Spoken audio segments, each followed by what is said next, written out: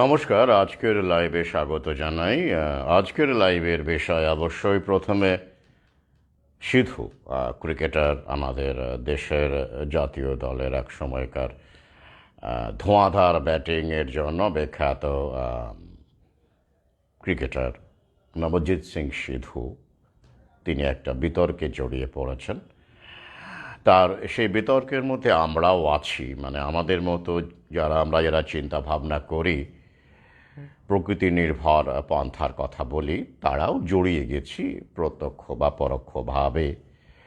সে বিষয়ে আলোচনা রাখব এবং আরও একটি বিষয় আলোচনা রাখব অবশ্যই, যেগুলো সংযোজিত হয়েছে ইসকন। বাংলাদেশে যে ইসকনকে কেন্দ্র করে তথা ইসলামের যে হুজুর, আমি বলবো, ইসলাম বলবো না আর কি। এই ইসকন যেমন হিন্দুইজমের প্রতিনিধি নয়, আমি মনে করি না প্রমোটেড, তেমন করে যে হুজুরদের বা হেফাজতি বলুন বা যেসব সংগঠন বাংলাদেশে প্রমোট করা হয়েছে, আমরা জানি তারাও ইসলামের মুখ নয়। তো সুতরাং দুটোই প্রমোটেড সংগঠন। তো তার উপরে ভিত্তি করে বাংলাদেশে কি পরিস্থিতি হতে চলেছে এবং আগামীতে হবে, যে বিষয়ে আমি আগেও আলোচনা করেছি, কিন্তু আজকে এই ভিডিওতে ইসকনের এই যে এই উত্থান প্রক্রিয়াটা আমরা বোঝার চেষ্টা করব। কেন এই উত্থান এবং এই প্রক্রিয়াতে আমরা কোথায় আছি, আমরা কিভাবে দেখব। অবশ্যই মুক্ত মনে এই চিন্তাভাবনাগুলো করতে হবে। আমি বারবার বলেছি যে আমাদের সভ্যতায় আমরা যেটা ভাবি বেশিরভাগ ক্ষেত্রেই আমাদের নিজস্ব চিন্তাভাবনা নয়, সবই কোনো না কোনোভাবে কোনো মতবাদ, কোনো মিডিয়া, কোনো সিস্টেমের দ্বারা আমাদের মধ্যে, আমাদের শৈশব থেকে পিতামাতা, সংস্কৃতি, ধর্ম, এইভাবেই কিন্তু আমরা লালিত পালিত হয়ে থাকি। তাই একটা মানুষের পক্ষে এই বৃত্তের বাইরে ভাবা খুব কঠিন কাজ, প্রায় অসম্ভবই বলা চলে।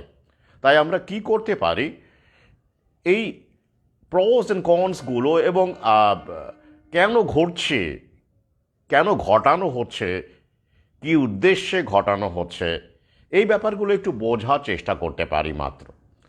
আমি আবার বলছি, আমি ভাবানোর জন্য লাইভ করি বা লিখি। শেষ কথা বলবে প্রকৃতি, শেষ কথা বলার আমরা কেউ নই। এবং এখন যে ঘটনাগুলো ঘটছে বাংলাদেশে বলুন, গোটা বিশ্বে বলুন, আমাদের দেশে বলুন, সেটাও একটা ক্রিয়া, একটা যেটাকে আমরা বলবো আর সময় বা মহাকালের একটা ক্রিয়া বিক্রিয়া, যা অবশ্যম্ভাবী ছিল। তো সেই ইসকনের প্রেক্ষাপট এবং কেন ইসকনকে এত প্রমোট করা হচ্ছে সাম্প্রতিককালে, সে বিষয়ে আলোচনা। এবং অবশ্যই আমি এই লাইভে যে বিষয় আগেই রেখেছিলাম, কি বিষয় রেখেছিলাম, যা হচ্ছে, যা ঘটছে বা ঘটানো হচ্ছে, সবটাই কি খারাপ? এখান থেকে কি ভালো কিছু উঠে আসতে পারে না আগামীতে? আর একটা তার সঙ্গে ছিল যে টোটাল কন্ট্রোল কি আদৌ সম্ভব? এই বিষয়টা আমি পরে আসছি। প্রথমে আমরা দেখে নেই আমাদের ক্রিকেটার, ভারতীয় দলের প্রাক্তন ক্রিকেটার, ধোঁয়াধার ব্যাটিংয়ের জন্য বিখ্যাত, তিনি তার আপনজন, তার এক প্রিয় মানুষ, তার চিকিৎসা ক্যান্সারের স্টেজ 4 থেকে তিনি প্রথমে আমরা একটা ভিডিও দেখতে পাই আর কি, প্রেস কনফারেন্স দেখতে পাই। সেখানে তিনি দাবি করেন পুরোটাই আয়ুর্বেদিক পদ্ধতিতে, এবং তিনি একটা ডায়েটের কথাও বলেন সেখানে। লেবু থেকে নিম, হলুদ, এই বিভিন্ন রকমের খাবার দাবারের কথা বলেন এবং কি খাবার অ্যাভয়েড করতে হবে, যেগুলো আমরা ইতিমধ্যেই জানি। চিনি থেকে শুরু করে কার্বোহাইড্রেট কি যত সম্ভব ছেঁটে ফেলা আমাদের জীবন থেকে, যেটা আমরা ইতিমধ্যেই করেছি, আমরা জানি।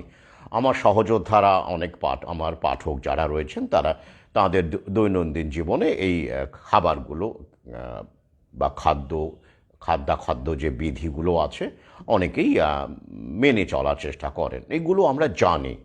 রিফাইন্ড অয়েল অ্যাভয়েড করা, চিনি, এগুলো আমরা সবই জানি, আমাদের অজানা কিছু নয়।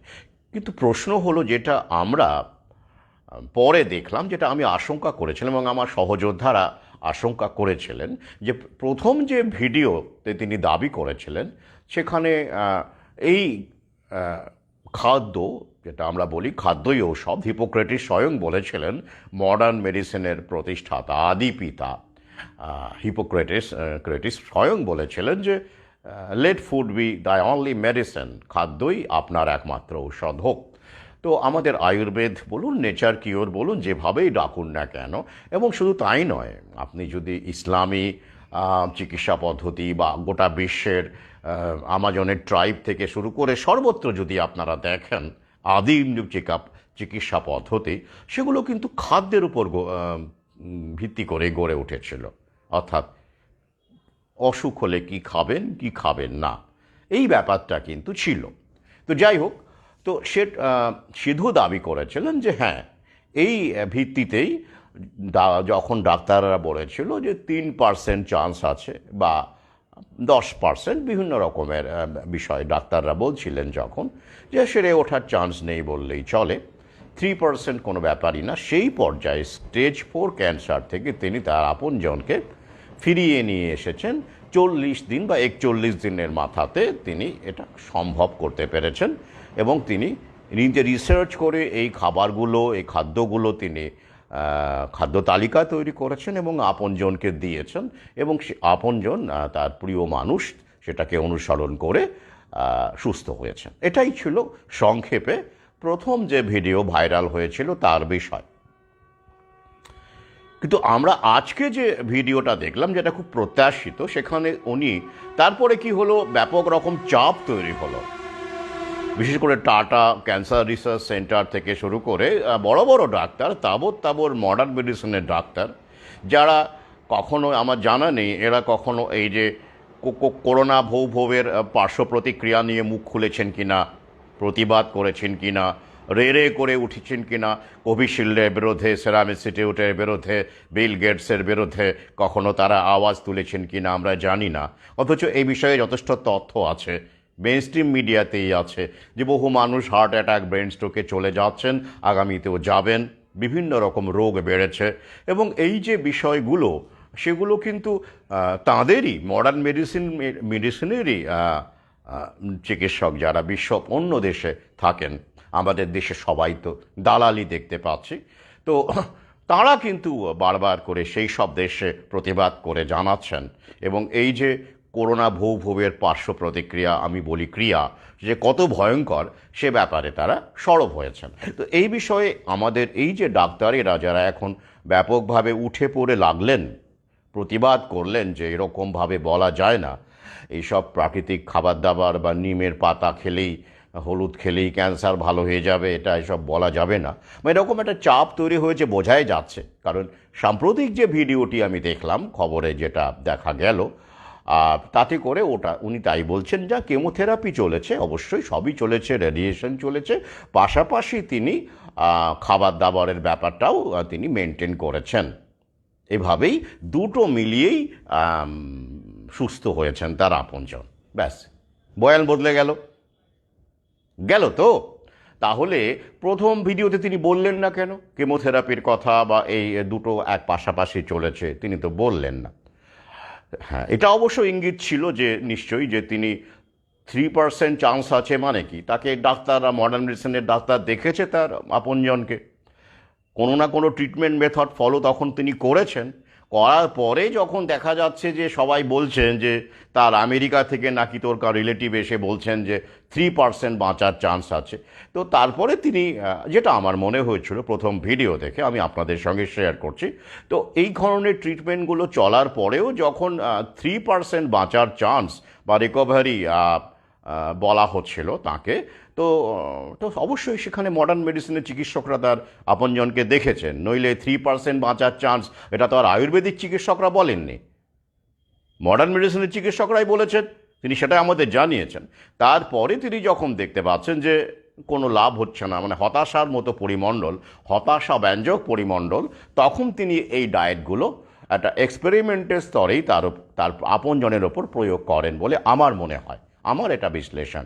কারণ এই যে তথ্যটা, 3% বাঁচার চান্স, 4 স্টেজ ক্যান্সার, এই যে স্টেজের যে ডেফিনেশনটা, সেটা কোথা থেকে তিনি পেলেন? নিশ্চয়ই মডার্ন মেডিসিনের চিকিৎসকদেরই তিনি কনসাল্ট করেছিলেন প্রাথমিক অবস্থায়, এবং তারাই বলেছিল স্টেজ 4 ক্যান্সার, এবং তারপরে যথারীতি কেমোথেরাপি বলুন বা অন্যান্য যে চিকিৎসা পদ্ধতি সেগুলো তিনি অনুসরণ করেছেন। করার পরে যখন উন্নতি হচ্ছে না, বা যখন বলা হচ্ছে 3% রিকভারি চান্স আছে, তখন তিনি মরিয়া হয়েই বলতে পারেন, বা তার নিজস্ব বুদ্ধি প্রয়োগ করেই বলতে পারেন, তিনি এই একটা পন্থার উপর নির্ভর করে তার স্ত্রীকে সুস্থ করেছেন। এটা আমার প্রথম ভিডিও দেখে মনে হয়েছে, বিশ্বের আপনাদের সঙ্গে ভাগ করে নিলাম। কিন্তু পরবর্তীকালে তিনি চাপে পড়ে যা যা বলছেন, সেটা আপনারা কতটা গ্রহণ করবেন কতটা করবেন না সেটা আপনাদের ব্যাপার। তবে এই ব্যাপারে আপনাদের আমি ভাবতে সাহায্য করতে পারি, ভাবতে সাহায্য করতে পারি, কারণ আমি তো চিকিৎসক নই, আমার বলার অধিকার নেই। আমি শুধু আপনাদের ভাবাতে পারি একজন গবেষক হিসেবে, কিছু তথ্য তুলে দিতে পারি, যাতে করে, কারণ আমাদের দেশের আয়ুর্বেদ ব্যবসা বলুন, কবিরাজদের ওরা ধ্বংস করেছে, বহু সিস্টেমকে ধ্বংস করেছে, পরম্পরা কৃষিকে ধ্বংস করেছে। তো এবার দেখা যাক 2022 সালের একটা ডেটা আপনাদের দিই। 2022 সাল, 2022 সালে 14 লক্ষ ক্যান্সার রোগী আমাদের দেশে ডিটেক্ট হয়, ধরা পড়ে ক্যান্সার 14 লক্ষ। তাদের মধ্যে 9.1 লক্ষ তথ্য আছে, দিয়ে দেব, মারা যান। তো তারা চিকিৎসা না করে মারা যান না, চিকিৎসা করে মারা যান। তাহলে তাদের কাছে ডেটা এলো কোথা থেকে? এটা হুয়ের ডেটা, ওয়ার্ল্ড হেলথ অর্গানাইজেশনের ডেটা, যে 2022 সালে 14 লক্ষ ক্যান্সার রোগী ধরা পড়ে আমাদের দেশে। ধরা পড়ে মানে অবশ্যই ডিটেক্ট হয়েছে ক্যান্সার, নাহলে হু যখন বলছে তার মানে মডার্ন মেডিসিনের দ্বারাই ডিটেক্ট হয়েছে। তার মধ্যে 9.1 লক্ষ মারা যায়। তাহলে রিকভারি রেট কত হলো, সাকসেস রেট কত হলো? 14 লক্ষের মধ্যে 9 লক্ষ হলে 50%ও হলো না। 50% হলে 7 লক্ষ হতো, মারা গেছে 9 লক্ষ, তাই তো? তার মানে বাকি মানুষ চিকিৎসা করার পরেও মারা গেছে, আমরা ধরে নিতেই পারি, তাই তো?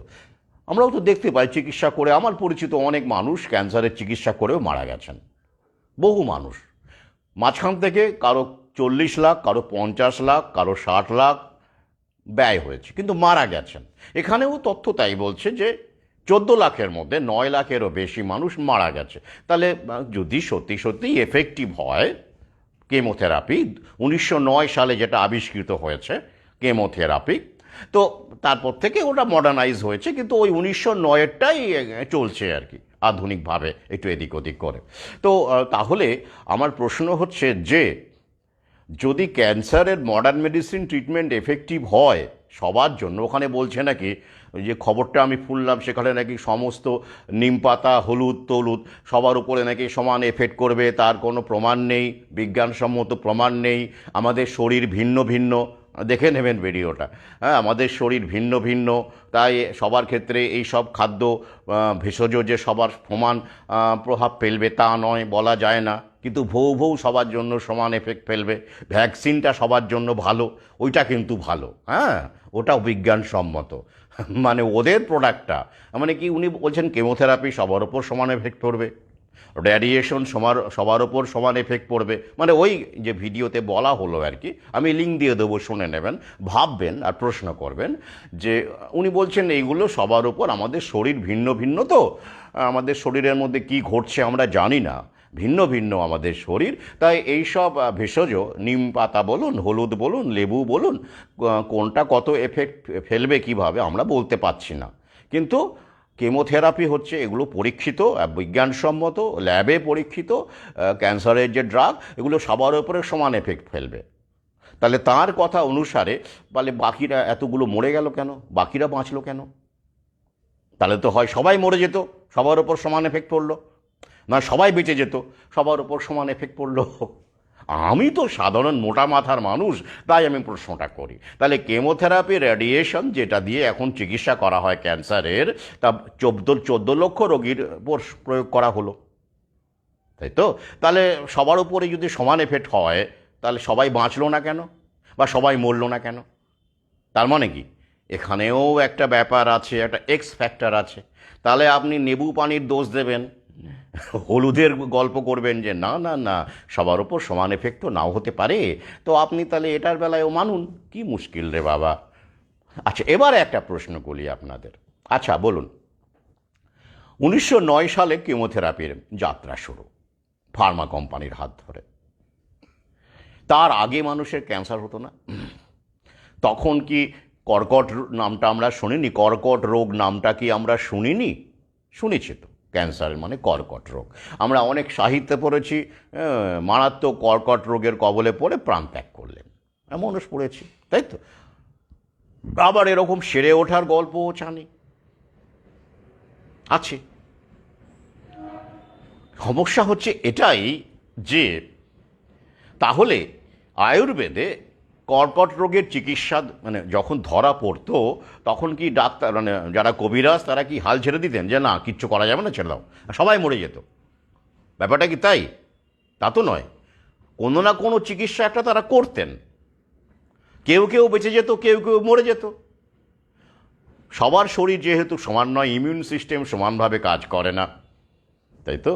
তাই তখনও মানুষ মরে যেত, তখনও মানুষ বেঁচে থাকতো, দুটোই হতো। তো প্রশ্ন হচ্ছে আমার, যেটা সবিনয় প্রশ্ন, যে তো সেই সময় যদি ধরে নিলাম যে কর্কট রোগের চিকিৎসার ক্ষেত্রে একদমই বাজে ব্যবস্থা ছিল, আয়ুর্বেদে কিছুই ছিল না, খাদ্য ফাদ্য দিয়ে কিছু হতো না, তার ফলে সবাই মরে যেত, একজন দুজন হয়তো বেঁচে যেত, ও ধর্তব্যের মধ্যে নয়, ক্যান্সার হলেই মরে যেত, ব্যাস, মেনে নিলাম, মেনে নিলাম, আমার বোধ বুদ্ধি যদি বলে ঠিক মেনে নিলাম, হলেই মরে যেত। তাহলে মডার্ন মেডিসিন যদি এত ভালো এত ভালো এত ভালো, তাহলে কেন 14 লক্ষের মধ্যে 9 লক্ষ মরে যাচ্ছে? কি হলো তাতে? ব্যয় করে, ঘটি বাটি বিক্রি করে, তাই তো? প্রশ্ন করবেন না? আর একটা বিষয় দেখুন, এই যে ডাক্তারেরা সব রেড়ে রেড়ে করে উঠলো এবং সব সুপার স্পেশালিটি হসপিটাল তারা একেবারে শ্বেতপত্র দাখিল করার মতো অবস্থা করে দিল, হইচই করে ফেললো, শোরগোল, কারণ তাদের মুনাফায় তো ভাগ বসতে চলেছে। তাদের তারা কি কখনো এই বিষয়টা শুনেছেন? আমি তো শুনেছি। কি বলুন তো, ছোটবেলা থেকে শুনে আসছি, prevention is better than cure. আরও একবার বলি, prevention is better than cure. অর্থাৎ কোনো অসুখ হওয়ার আগে সেটাকে প্রিভেন্ট করাটা অনেক ভালো পদ্ধতি, তাই তো? এবার আপনি আরও যদি প্রকৃতিবাদী হন, আরও গভীরে যান, তখন আপনি বলতে পারেন prevention is the only cure, বলতেই পারেন। আমি ওই স্টেজে যাচ্ছি না, ওটা আরও অনেক সাধনার ব্যাপার। আমি এইখানেই আটকে থাকতে চাইছি যে prevention is better than cure. তাহলে প্রিভেন্ট করা, অসুখ বিসুখকে প্রিভেন্ট করার ব্যাপারে এই ফার্মা কোম্পানির ডাক্তারেরা, চিকিৎসকেরা কোনো প্রচার টোচার করেন জনগণের স্বাস্থ্য রক্ষার জন্য? যেভাবে ওরা ভৌ ভৌ দেন, বাড়ি বাড়ি গিয়ে খোঁজ নেন, ভৌ ভৌ দেন, যেভাবে ফর্টিফাইড রাইস ঢোকানো হচ্ছে, অনেক বিশেষজ্ঞের নিষেধ সত্ত্বেও,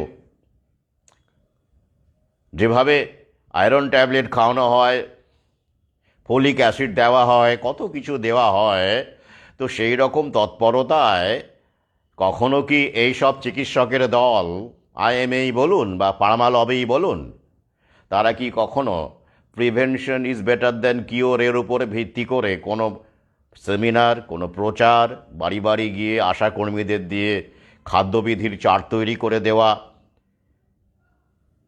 কোনো কিছু ফার্মা কোম্পানির প্রোডাক্টের পরিবর্তে করেন? করেন না কেন বলুন তো? ওই যে প্রিভেন্ট করলে তো কিওর করার ব্যবসাটা নষ্ট হয়ে যাবে। আর এখন তো আবার কিওর হয় না, সব ম্যানেজ হয়। ম্যানেজ করতে হবে।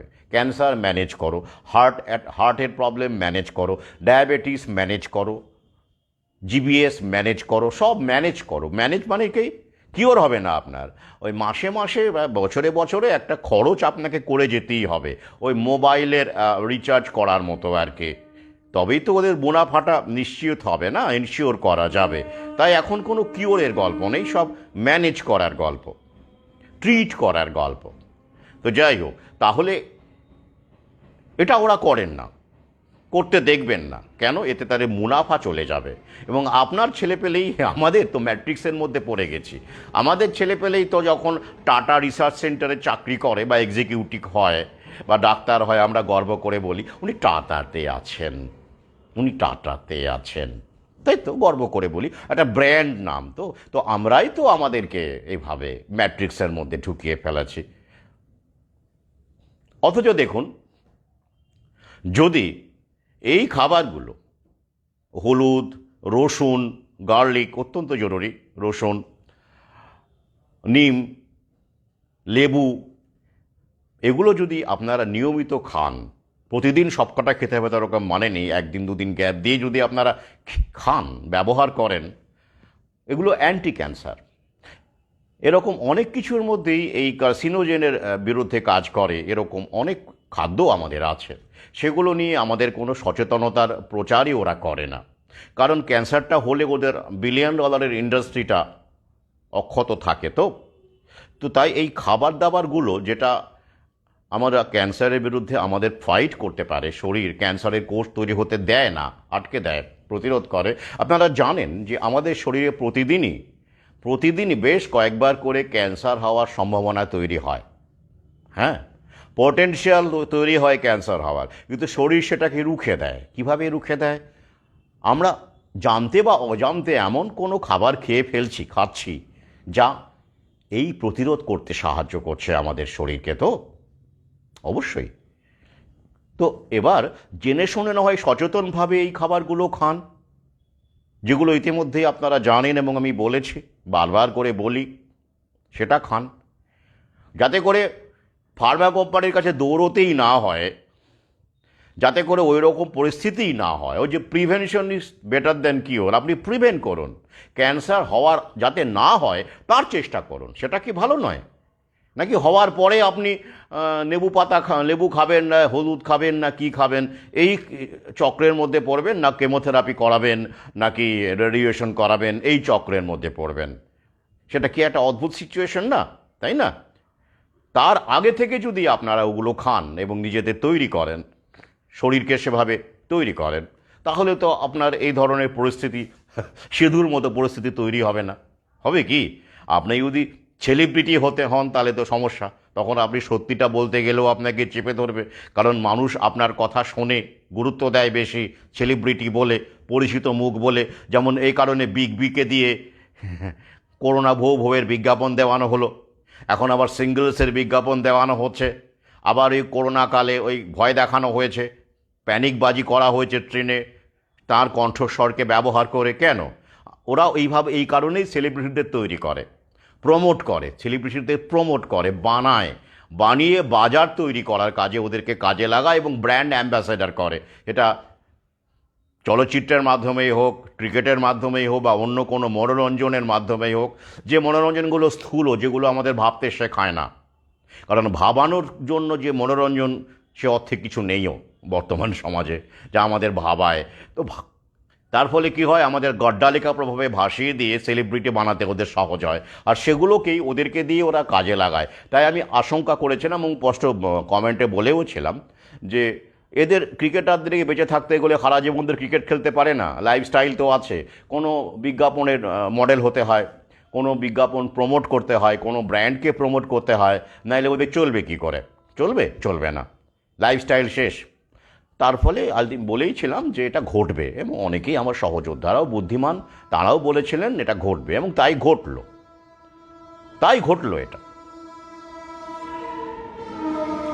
এটা একদমই প্রত্যাশিত, কিন্তু হতাশ হওয়ার কিছু নেই। ওই যে বললাম, কোনো সেলিব্রিটির ওপর ভিত্তি করে আমাদের স্বাস্থ্য, আমাদের প্রাকৃতিক পন্থার যে উদ্বর্তন বা উদ্ভব ঘটেনি। দীর্ঘ পর্যবেক্ষণ, অভিজ্ঞতা, তার ফসল হচ্ছে এই আমাদের প্রাপ্তি, আমাদের অর্জন। তাই এই বিষয়টাকে সবসময় মাথায় রাখবেন বেশি করে। Prevention is better than cure. তাহলে দেখবেন আপনি ভালো থাকবেন, সুস্থ থাকবেন, এবং এই রকম পরিস্থিতি তৈরি হবে না।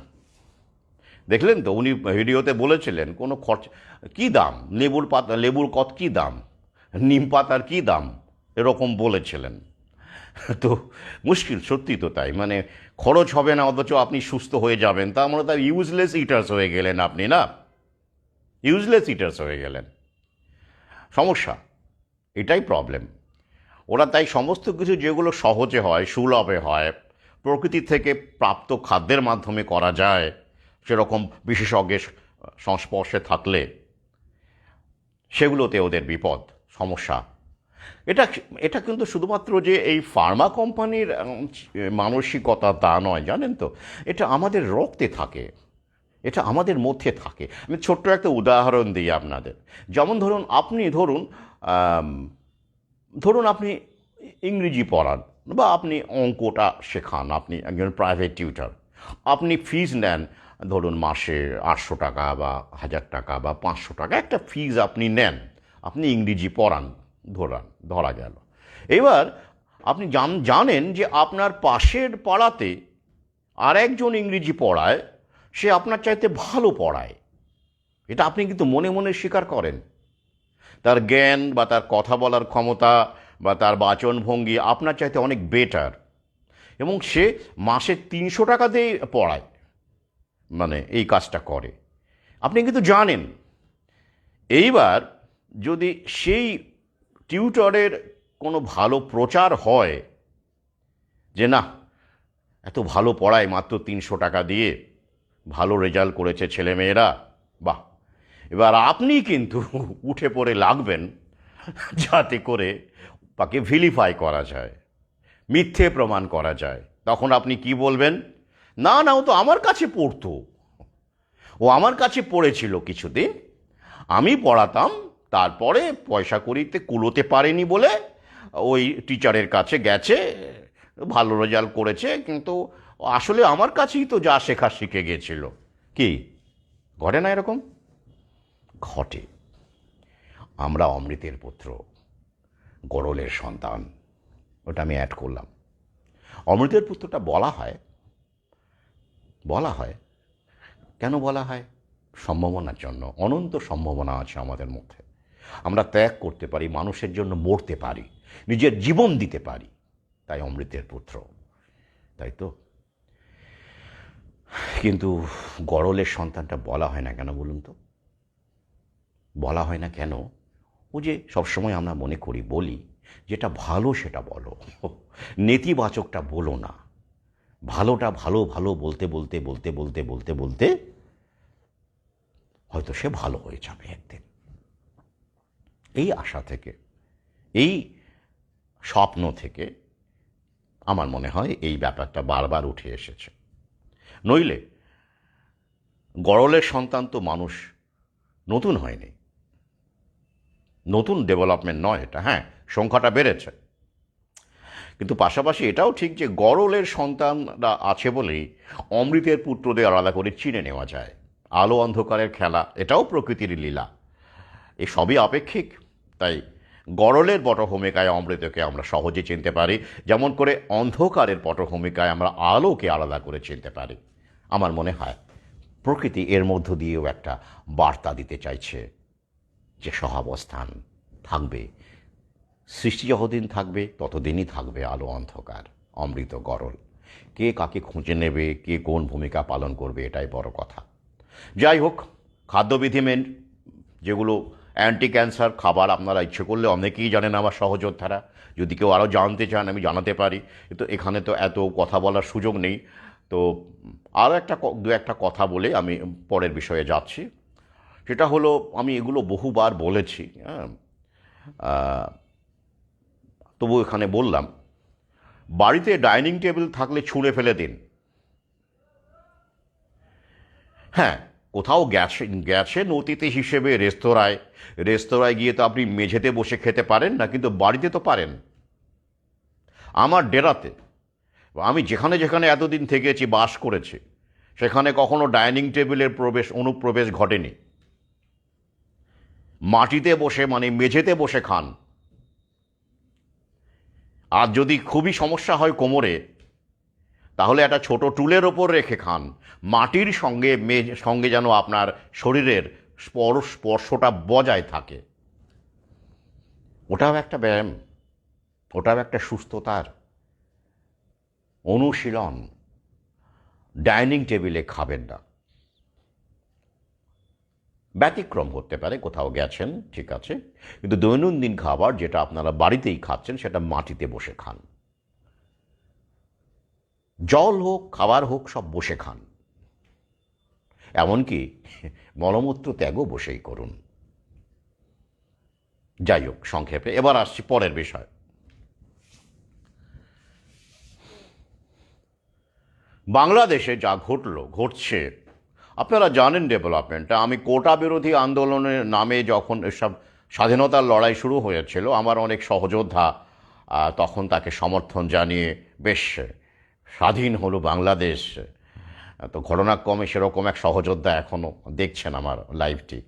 তো তিনি আমাকে কমেন্টে মানে বেশ আক্রমণাত্মক, ব্যক্তিগত আক্রমণও বলা যায়, মানে আমাকে মানে আওয়ামী লীগের সমর্থক বলে এরকম বলেছিলেন, মনে আছে, খুব দুঃখ পেয়েছিলাম।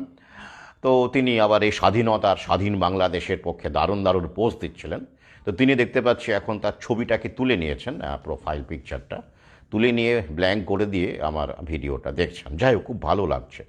এটাও তো দরকার না, মানুষের যদি উপলব্ধি হয় বা যদি কোনো ছিদ্র খুঁজে পায় আমার বক্তব্যে পান, তিনি স্বাগত জানাই। তো যাই হোক, তাহলে তখনই বলেছিলাম কি হতে চলেছে। আমি বলেছিলাম যে বাংলাদেশে এবার একটা অচলাবস্থা তৈরি করা হবে। চাকরি বাকরির গল্প কিচ্ছু নেই, মানে সবার সরকারি চাকরি হবে কোথায়? তারপরে কটা রিক্রুটমেন্ট হয়েছে?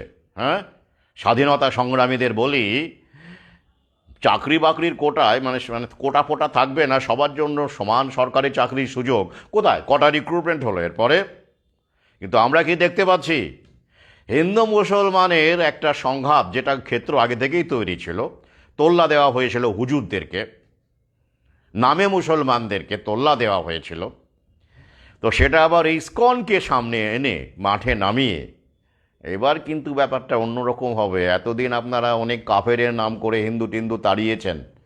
আমি আবার বলছি, সব মুসলমানরা এটা করেন না, করতে পারেন না, কিন্তু ওই যে পেরোলে থাকা হুজুররা, তারা এরকম করে ইন্ধন যোগান।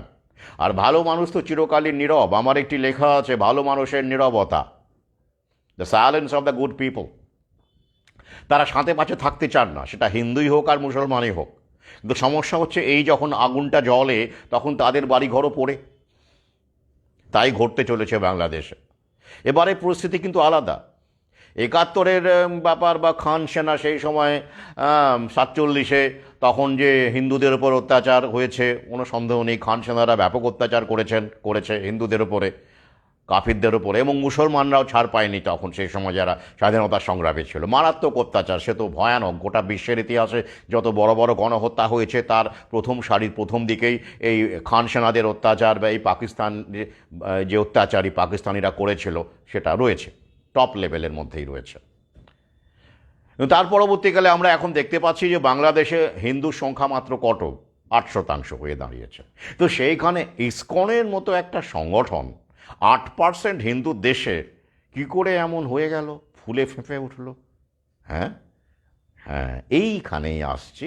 আমি বহু আগেই বলেছি, নতুন বিশ্ব ব্যবস্থার ক্ষেত্রে প্রথম 10টি বাধা হচ্ছে মোহাম্মদ এবং ইসলাম। মোহাম্মদ এরকম করে বলেছে। তো আমি সেটা কিন্তু পরিষ্কার করে পরে বিগত একটি ভিডিওতে জানিয়েছি। এই বাধা মানে তারা সরাসরি করে মুসলমানেরা বাধা দেবে এমন নয়। ওই যে আপনি পড়ে আছেন, রাস্তা দিয়ে হাঁটছেন, দেখছেন একটা পাথর পড়ে আছে, সেটাও তো বাধা আপনার কাছে, তাই তো? সেই বাধাটাকে আপনি সরাবেন তো। ঠিক তাই, ওই রকমই বাধা এখন এই মুসলমান জনগোষ্ঠী বিশেষ করে, এবং সেই বাধাকে দূর করার কাজে ইসকনকে কাজে লাগানো হবে। শুরু হয়ে গেছে প্রক্রিয়া, শুধু বাংলাদেশে নয়, আমাদের দেশেও। সমস্যা কি, বাইরে আপনারা হিন্দু মুসলমানের সংঘাত দেখতে পাচ্ছেন, কিন্তু ভেতরে যে একটা এজেন্ডা আছে। কিসের এজেন্ডা? ল্যাব মিট প্রমোশনের এজেন্ডা, প্ল্যান্ট মিট প্রমোশনের এজেন্ডা, তথা নতুন বিশ্ব ব্যবস্থার যে একটা অন্যতম দিক, জিরো কার্বন পলিসি, সেটাকে ইমপ্লিমেন্ট করার কাজে ইসকনের যে একটা বড় ভূমিকা, প্ল্যান তৈরি হয়ে গেছে, প্ল্যান অলরেডি আউটলাইন হয়ে গেছে এবং সেই অনুসারে ইসকন চলছে, সেই ব্যাপারটা কিন্তু আপনারা কেউই জানেন না সেই অর্থে। আসুন আমরা একটু দেখে নিই, বুঝে নিই। এটা কিন্তু প্রক্রিয়া, এটা কিন্তু কারোর প্রতি কোনো বিদ্বেষ, ক্রোধ এসব ভাবে আমি বলছি না। আমি বলতে চাইছি ইসকনকে এরকম একটা কাজে নামানো হয়েছে, তথ্য তাই বলছে।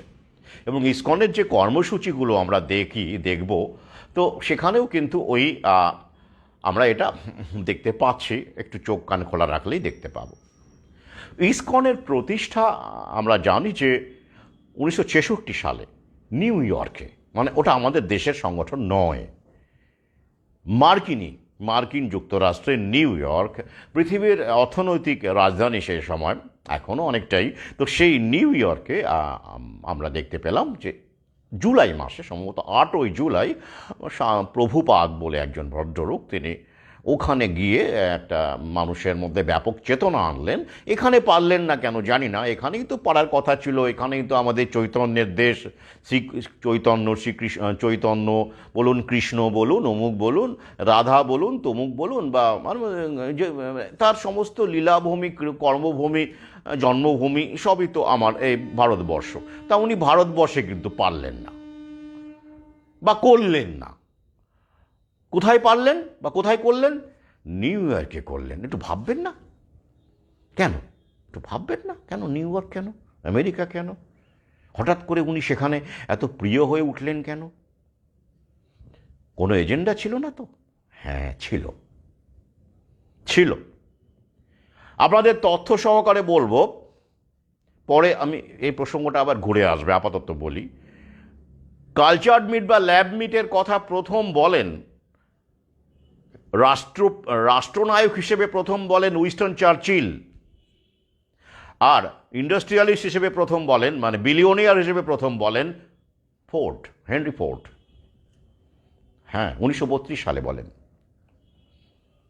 তারই নাতি, বর্তমানে তিনি অম্বরীশ দাস বলে পরিচিত, তিনি গ্রহণ করেছেন ইসকনের, তিনি একটা গুরুত্বপূর্ণ, তিনি তো দান ধ্যান করছেন, ডোনেট করছেন, তার শক্তিতেই কিন্তু একটা বড় অংশ বলতে পারেন ইসকনের 70% ডোনেশন বা তারও বেশি এই অম্বরীশ দাস মহাশয়, তিনি ফোর্ডের নাতি, তিনি দিয়ে থাকেন আর কি। তো কেন দিচ্ছেন? কৃষ্ণের ভাবাদর্শ, চেতনা প্রকাশের জন্য। আচ্ছা, আপনি নিজেকে দিয়ে বলুন, আপনার যদি বিপুল সম্পত্তি থাকে, আপনি সেটাকে যখন দান করেন বা কিছু করেন, এবং আপনি যদি একজন শিল্পপতি হন, বিলিয়নিয়ার হন, তাহলে আপনি বিনা স্বার্থে করবেন না কোনো ইনভেস্টমেন্ট পলিসি হিসেবে করবেন? একটু ভাবুন না, ব্যবসায়িকভাবে ভাববেন। কারণ আপনি যদি মহান মহাত্মা হয়ে থাকেন আর কি, তাহলে আপনার অত সম্পত্তি হবে না, হবে না তো। আপনি যদি মহাত্মা হয়ে থাকেন, প্রথম থেকেই জ্ঞান হওয়ার পর থেকেই আপনি মহাত্মা, তাহলে আপনার দান ধ্যান করার মতো $1 বিলিয়ন হবে না। আমাদের দেশে অবশ্য একজন দান ধ্যান করে বিলিয়নিয়ার হয়েছিলেন, টাটা, সবাই তাই বিশ্বাস করে, মনে করে। দান ধ্যান করে বিলিয়নিয়ার হওয়া যায় না, এক্সপ্লয়েট করে, ম্যানুপুলেট করে বিলিয়নিয়ার হতে হয়। তো তাহলে উনি যে করছেন, আসুন একটুখানি শুরু করি। তাহলে 1966 সালে জুলাই মাস থেকে যাত্রা শুরু করলো ISKCON, Krishna consciousness, international society for Krishna consciousness. হতেই পারে, অবশ্যই একটা মহৎ এজেন্ডা রয়েছে তাদের, কৃষ্ণর ব্যাপারটাকে প্রচার করার অধিকার সবারই আছে। কিন্তু যেটা প্রশ্ন দাঁড়াচ্ছে যে সেই 66 সালে যাত্রা শুরু করে আমরা দেখতে পেলাম সাম্প্রতিককালের অ্যাচিভমেন্ট কি, বিশাল অ্যাচিভমেন্ট। বৈদিক প্ল্যানেটোরিয়াম বলে বিশ্বের সবচেয়ে বড় মন্দির ইসকন তৈরি করে ফেলেছে মায়াপুরে। কত টাকা খরচা করে? 814 কোটি টাকা, মানে প্রায় $100 মিলিয়ন খরচা করে মন্দিরটি হয়েছে। 10,000 ভক্ত তার যে মানে যে নাম সংকীর্তনের জন্য যে ফ্লোর আছে সেখানে একই সাথে 10,000 ভক্ত নাম সংকীর্তন বা চ্যান্টিং করতে পারেন। বড় অ্যাচিভমেন্ট নয়? তাহলে একটা ধর্মীয় সংগঠন যদি আমরা বলি, অবশ্যই ধর্মীয় সংগঠন যেটা ভারতের বাইরে তৈরি হলো, জন্মস্থান হলো নিউ ইয়র্ক, এবং ফান্ডিং হচ্ছে বাইরে থেকে, অথচ লীলা খেলা করছে আমাদের দেশে, মূলত বাংলাদেশ এবং ভারতবর্ষে। সেখানেও অবশ্যই সাহেবরা হয়েছেন, তাদের শিষ্য নিশ্চয়ই আছেন, তারাও ভারতে আসছেন, ঠিক আছে। কিন্তু মূল যে কর্মভূমি দেখুন ব্যাঙ্গালোরে আছে, বাংলাদেশে আছে, তৃতীয় বিশ্বে তাদের কর্মভূমির বিস্তার অনেক বেশি হয়ে ছড়িয়ে পড়ছে এবং তারা ভালো মাইনে দেয়, জানেন তো। ব্যাঙ্গালোর ইসকনে যেমন একটা আমি দেখলাম তথ্য, যে মাইনে মানে সেখানে কর্মচারী হিসেবে যদি আমরা লোয়ার লেভেল থেকে শুরু করি, বছরে 1.5 লাখ থেকে শুরু করে একটু হায়ার লেভেলে গেলে বছরে 30 লাখ পর্যন্ত মাইনে দেওয়া হয়। অর্থাৎ ফান্ডিং, অর্থনীতি। আর এই অর্থনীতি আছে বলেই ইসকন কিন্তু বাংলাদেশে একটা বড় ফ্যাক্টর, আমাদের দেশেও একটা বড় ফ্যাক্টর হয়ে যাবে। কারণ হিন্দুইজম বলতে আমরা যা বুঝি, মানে হিন্দুদের প্রতিনিধি হিসেবে ইসকন কিন্তু সেটাকে তার মতো করে ব্যাখ্যা করে, গীতাকে একটা তাদের গীতার ব্যাখ্যা আছে। আসলে আমাদের হিন্দু ধর্মের এত এত দিক আছে, এত মাল্টিফ্যাসেটেড, যে কোনো ব্যাখ্যাই করে দেওয়া যায়। আমিষের পক্ষেও বলা যায়, নিরামিষের পক্ষেও বলা যায়, খুব আসলে বহুমাত্রিক। তো এইবার ইসকন যেটা করবে, তাদের যে ভার্সনের যে হিন্দুইজম আছে, বৈষ্ণবাইটস যে সেক্ট, বৈষ্ণবরা কিন্তু অনেকেই মাছ মাংস খায়, কিন্তু আপনারা জানেন যে ইসকনের মেম্বার যারা, তারা কিন্তু মাছ মাংস খাবে না, ডিমও খাবে না, তারা হচ্ছে ল্যাক্টো ভেজিটেরিয়ান, দুধ খাবে, ব্যাস এই পর্যন্তই, আর শাকসবজি ফল ইত্যাদি, কিন্তু মাছ মাংস ডিম খাবে না। তো এই যে একটা হিন্দুইজমের একটা দিক বলুন, সেটাকেই ওরা একমাত্র হিন্দু ধর্মের মুখ বলে কিন্তু ওরা নিজেদের প্রতিষ্ঠা করা শুরু করেছে। এবং আমার কাছে যা খবর আছে, অনেকেই ইসকনের যারা সদস্য, তাদের সঙ্গে কথা বলতে গিয়ে, ধরুন আরও অন্যান্য সব শৈব, শিব, মা কালী, মা দুর্গা, এসবের যখন প্রসঙ্গ আসে, সেখানে কিন্তু নাক সিটকানোর ব্যাপার তৈরি হয়ে যায় এবং তারা বলেন যে না, একদমই চলবে না ওসব। আমাদের যা পূজিত যে মূর্তির কথা আমরা বলি, রাধাকৃষ্ণের যে যুগল মূর্তি, এবং যেভাবে বলি তারাই সমস্ত বিশ্বের স্রষ্টা, একমাত্র তারাই স্রষ্টা, অর্থাৎ মতবাদ হিসেবে কিন্তু ইসকনের একটা উত্থান হচ্ছে। একটা অদ্ভুত ধরনের সংঘাত তৈরি হবে আগামীতে, যে সংঘাতটা কিন্তু আমরা ইতিমধ্যেই দেখেছি, যে রামকৃষ্ণ মিশনের সঙ্গে ইসকন, অর্থাৎ বিবেকানন্দ, রামকৃষ্ণ মিশন তো বলবো না, বিবেকানন্দ, রামকৃষ্ণ মিশন প্রতিষ্ঠা কে করেছিলেন? অবশ্যই বিবেকানন্দ। তো তিনি তার মাংস খাওয়ার ব্যাপারটাকে কটাক্ষ করে এবং যা তা বলে ইসকনের এক সদস্য, জানেন নিশ্চয়ই, তিনি কিন্তু কিছুদিন আগেই বিতর্কে এসেছেন। কেন? এগুলো কি আচমকা ঘটেছে? না, এটা একদম সুপরিকল্পিতভাবে করছেন। আগামীতে এটা আরও বেশি করে দেখতে পাবেন, কারণ আগামীতে যে ল্যাব মিট বা কালচার্ড মিটের ব্যাপার আসছে, তার জন্য ক্ষেত্র প্রস্তুত করবার কাজে ইসকনকে কাজে লাগানো হচ্ছে। এবং ইসকন সেটা অবশ্যই কাজে লাগানো হচ্ছে, মানে আমি বলবো যে এটা তারা বিশ্বাস করে, তাই তারা কাজ করছে, এটা তাদের চিন্তাভাবনা। এবার আপনি মাংস খাবেন, আপনার ব্যক্তিগত ব্যাপার, ওনারা মাংস খাবেন না, ওদের ব্যক্তিগত ব্যাপার। কিন্তু সমস্যা হচ্ছে এই, আপনি যখন বলতে যাবেন না ওদেরকে যে না এটা খাওয়া, আপনি মাংস খান, আপনাদের খাওয়া উচিত, ওদেরও বলা উচিত নয় আপনি মাংস ছেড়ে দিন। কিন্তু সমস্যা হচ্ছে যে অর্থনৈতিক ক্ষমতা যখন বিস্তৃত হয়, ফান্ডিং যখন থাকে, তখন যে কোনো চিন্তাভাবনায় দেখবেন অন্য চিন্তাভাবনাগুলোকে গ্রাস করে, তার ওপর চেপে বসে। যেমন ধরুন, ইসলামের হুজুরদেরকে ফান্ডিং করতে গিয়ে ইসলামের যে মূল চিন্তাভাবনা, সেটা পদতলে পড়ে গেছে, চাপা পড়ে গেছে, তাই তো। চাপা পড়ে গেছে।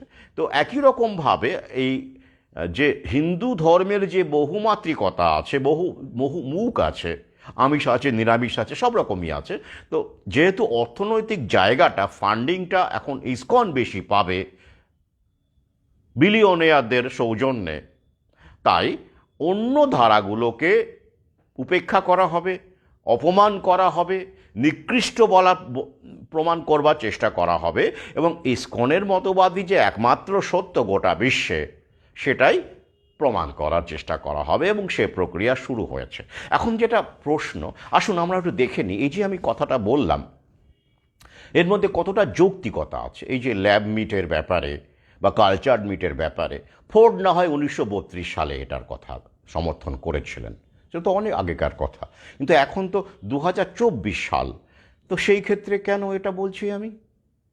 তথ্য আছে বলেই বলছি। 2024 জানুয়ারি মাসে বিবিসির একটা রিলিজিয়াস প্যানেল হয়। সেই প্যানেলে ইসলাম ধর্মী লোক ছিলেন, বিশেষজ্ঞ, আলেম বলুন, যাই বলুন। ইহুদি ধর্মের ছিলেন, মানে এখনও আছেন, প্যানেলটা তো আছে, এক্সিস্ট করে এখনও। এবং আমার ইসকনেরও একজন সদস্য ছিলেন। এরকমভাবে বিভিন্ন ধর্মের ধর্মগুরুদের নিয়ে একটা প্যানেল তৈরি হয়েছে। বিবিসির আমি লিঙ্ক দিয়ে দেব। সেইখানে অচ্যুত মৌসুমী বলে ইসকনের এক প্রমুখ ব্যক্তি, যিনি গোশালার রক্ষক, তিনি গোশালা দেখাশোনা করেন এবং বড় সম্মানীয় পোস্টে আছেন আর কি। এখন ইউকেতে আছেন সম্ভবত, ভারতেও আসেন, যাতায়াত করেন আর কি। তো তিনি সেই প্যানেলে রয়েছেন একজন মুসলিম বিশেষজ্ঞ আলেম। তো এইটা নিয়ে কিন্তু বিবিসিতে আলোচনা হয়েছে, এবং এরা কিন্তু এই ল্যাব মিটের ব্যাপারে তাদের গুরুত্বপূর্ণ মন্তব্য সেখানে রেখেছেন। প্ল্যান্ট মিট বলুন, ল্যাব মিট বলুন, বিভিন্নভাবে। তো এইভাবে পর্যালোচনা চলছে। এটা কিন্তু জাস্ট প্রাথমিক আমি তথ্য দিলাম আপনাদের। তাহলে এখান থেকে বুঝতে পারছেন তো কেন প্রশ্ন করবেন না যে ল্যাব মিটের একটা প্যানেল হচ্ছে, রিলিজিয়াস প্যানেল, উদ্দেশ্যটাই ওটাই। ল্যাব মিটের উপরে ধর্মগুরুরা কি বলতে চাইছেন, তারা কি ভাবছেন, সেই প্যানেলের মধ্যে ইসকনের ব্যক্তি ঢুকলেন কেন, কি করে ঢুকলেন? কারণ ইম্পর্টেন্ট বলে ঢুকলেন। এই হিন্দুদের একটা ইন্টারেস্টিং, মানে বড় রকম রিপ্রেজেন্টেশন আছে বলে মনে করা হচ্ছে, তাই ঢুকলেন। এবং ইসলামেরও আলেম আছেন সেখানে। তাহলে এই রকমভাবে একটা প্যানেল তৈরি করা হলো কেন 2024 জানুয়ারি মাসে? প্রশ্ন করবেন না, এতদিন তো হয়নি। তারপর বিবিসিতে দুয়ে দুয়ে চার করে নিন। আচ্ছা, এবার আসুন ইসকনের যে এজেন্ডা, সেখানে ইসকন পরিষ্কার বলছে যে পশু মাংস খাওয়া খারাপ, অবশ্যই ওরা তো ডাইরেক্টলি বলে। প্রাণী হত্যা মহাপাপ। মনুসংহিতা থেকে তারা তথ্য, মানে বিভিন্ন কোট করে তারা, মনুসংহিতাতে বলা হয়েছে, বলা হয়েছে। এবং প্রতিটি প্রাণীরই যে আত্মা আছে এবং সে সোল আছে, তো তাকে হত্যা করা মানে তাকে মানে এটা হচ্ছে কৃষ্ণের যে পর্যবেক্ষণ, তার বিরুদ্ধে যায়। তো তাকে হত্যা করা উচিত নয়। তাই নিরামিষ খেতে হবে, ফল শাকসবজি এসব খেতে হবে, দুধ খাওয়া যেতে পারে, কিন্তু প্রাণী হত্যা করা যাবে না, সংক্ষেপে বললাম। তো জানি না এক্ষেত্রে আবার গীতাতে তো শ্রীকৃষ্ণ যখন কুরুক্ষেত্র যুদ্ধ হয়েছিল, শ্রীকৃষ্ণ তো সেখানেও ছিলেন, যে কোনোভাবেই হোক ছিলেন, তার গাইডেন্স ছাড়া তো সম্ভব ছিল না। তো সেখানে কিন্তু অর্জুন, তারই তো রথের সারথি, পার্থ সারথি তো শ্রীকৃষ্ণ ছিলেন। তো অর্জুন কিন্তু প্রচুর মানুষ মেরেছিলেন কুরুক্ষেত্রের যুদ্ধে, আমি যতদূর জানি, মানে ওই গীতাতে যা বলা আছে। তো সেই ক্ষেত্রে তাদেরও আত্মা ছিল তো সেক্ষেত্রে আবার কেন মারা হলো? কৃষ্ণ থাকাকালীন, কৃষ্ণ রথের সারথি, অথচ তিনি অর্জুনকে বিশ্বরূপ দর্শন দেখিয়ে, অর্জুন তো মারতে চাননি, প্রাণী মানে মানুষ হত্যা করবো না, আত্মীয় স্বজনকে মারবো না, আমি মারবো না, অথচ শ্রীকৃষ্ণই তাকে বলে বিশ্বরূপ দর্শন করিয়ে করে, হে পার্থ দেখো, তুমি নিমিত্ত মাত্র, উহাদের আমি পূর্বেই মারিয়া রাখিয়াছি, এরকম বললেন, তাই তো সংক্ষেপে। তাহলে ওখানে ওটাও তো গীতা। তাহলে আমার তো কনফিউজড হয়ে যায় আর কি। এখানে তো গীতা দিয়েই আমি দেখবো, আপনাদের লিঙ্ক দিয়ে দেবো, ইসকনের সাইট থেকেই লিঙ্কগুলো আমি নিয়েছি। তো সেখানে ওরা বলছে যে না, এটা করা যাবে না, কারণ প্রাণী হত্যা পাপ। গীতায় নাকি শ্রীকৃষ্ণ বলেছেন এরকম, কোথায় নাকি বলেছেন। তাহলে প্রশ্ন হচ্ছে, তার মানে কি এজেন্ডাটা খুব পরিষ্কার। এবং সেইখানে আবার বলা হচ্ছে আরেক জায়গায় যে কার্বন পশুপালন, পশুর মাংস খেতে গেলে প্রচুর পশুপালন করতে হয়, আর পশুপালন করতে গেলে কি হয়, প্রচুর ঘাস লাগে, প্রচুর গাছপালা লাগে, প্রচুর জল লাগে। এবং তাই নয়, এই পশুগুলো প্রচুর কার্বন ডাইঅক্সাইড ছাড়ে, যেমন গরু মিথেন গ্যাস ছাড়ছে, তাই তো। তার ফলে কি হয়, গ্লোবাল ওয়ার্মিং বেড়ে যাচ্ছে। তাই পশুপালন, মাংসের জন্য পশুপালন বন্ধ করতে হবে। আর তার একমাত্র পথ, মাংস খাওয়া বন্ধ করতে হবে। মাংস খাওয়া যদি বন্ধ হয়, তাহলে পরিবেশ বান্ধব আমরা হতে পারি। শুধু তাই নয়, এই যে ইসকনের যার কথা বললাম, বিশিষ্ট ব্যক্তি, তিনি আবার এনভায়রনমেন্টাল সায়েন্সের ওপর তার একটা বিশেষ ডিগ্রি আছে। মানে ইসকনের সবারই এই এনভায়রনমেন্ট নিয়ে তারা খুবই চিন্তিত, মানে পরিবেশ নিয়ে তারা খুবই চিন্তিত, গ্লোবাল ওয়ার্মিং নিয়ে চিন্তিত, কার্বন এমিশন নিয়ে চিন্তিত। আর এই কারণেই তারা এই প্রাণী হত্যার বিরুদ্ধে। এখানে ধর্ম কতটা দেখছেন, প্রশ্ন, খুব খোলা মনে প্রশ্ন করছে আপনাদের। এখানে ধর্ম আপনি কতটা দেখছেন, ধর্ম পালন কতটা দেখছেন, আর অর্থনৈতিক এজেন্ডা বা ইনভেস্টমেন্ট এজেন্ডা কতটা দেখছেন আগামীর জন্য। প্রশ্ন রাখলাম, উত্তর দেবেন। কারণ আমাদের হিন্দু ধর্মে বহু উদাহরণ আছে, ব্রাহ্মণদের গঘ্ন বলা, অতিথি গঘ্ন বলা হতো।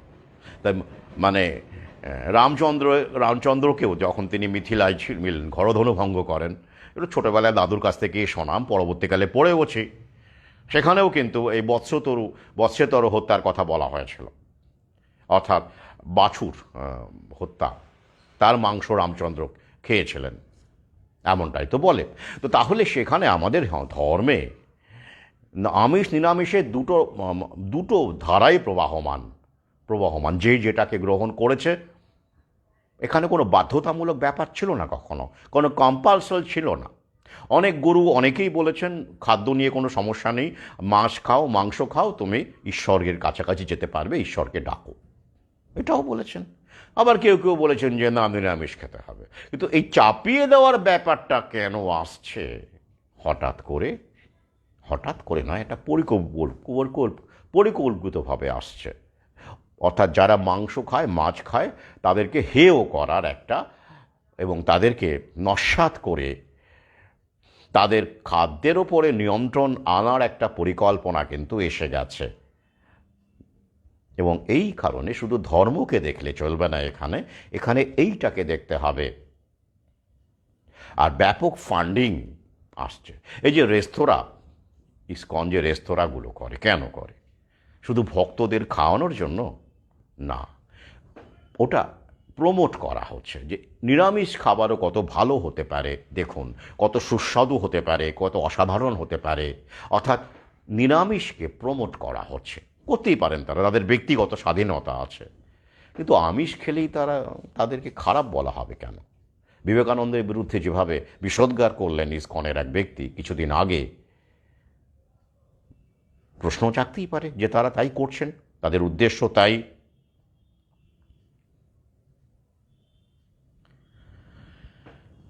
এইখান থেকেই আর একটা জায়গায় আসছি আমরা, ইন্টারেস্টিং জায়গা। দেখুন, হিন্দুদের মধ্যে নিরামিষাশীর সংখ্যা কত? গোবলয়ে মূলত দেখতে পাচ্ছি 71% মানুষ গোবলয়, যদি আমরা বলি কাউ বেল্ট বলা হয়, সেখানে কিন্তু উত্তর ভারত যাকে আমরা বলবো আর কি, সেখানে 71% মানুষ নিরামিষাশী, তথ্য এরকমই বলছে। আর ওভারঅল 44% মানুষ হচ্ছে হিন্দুদের মধ্যে নিরামিষাশী। ওভারঅল 44%।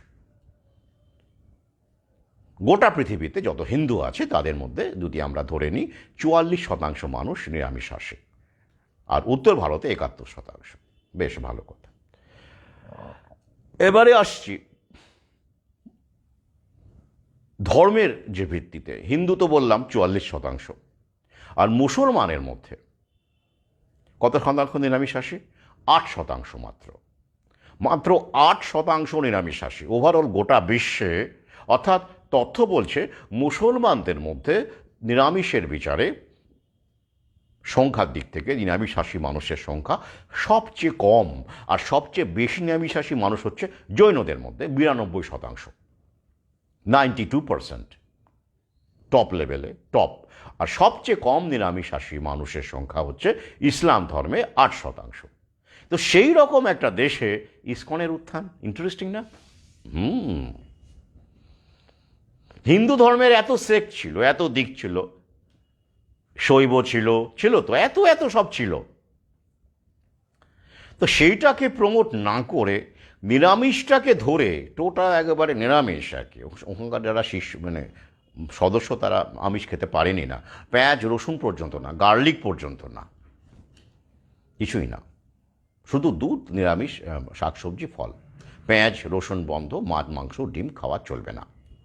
তো এই যে জায়গাটা হিন্দু ধর্মের থেকে কেন এই অংশটাকেই তারা হঠাৎ করে চুজ করে খুঁজে বের করে একটুখানি ম্যানুপুলেট করে এদিক ওদিক করে গীতাকে ব্যবহার করে মনুসংহিতাকে ব্যবহার করে একটা প্যাকেজ তৈরি করে বাংলাদেশের ওপর চাপিয়ে দিলেন, যেখানে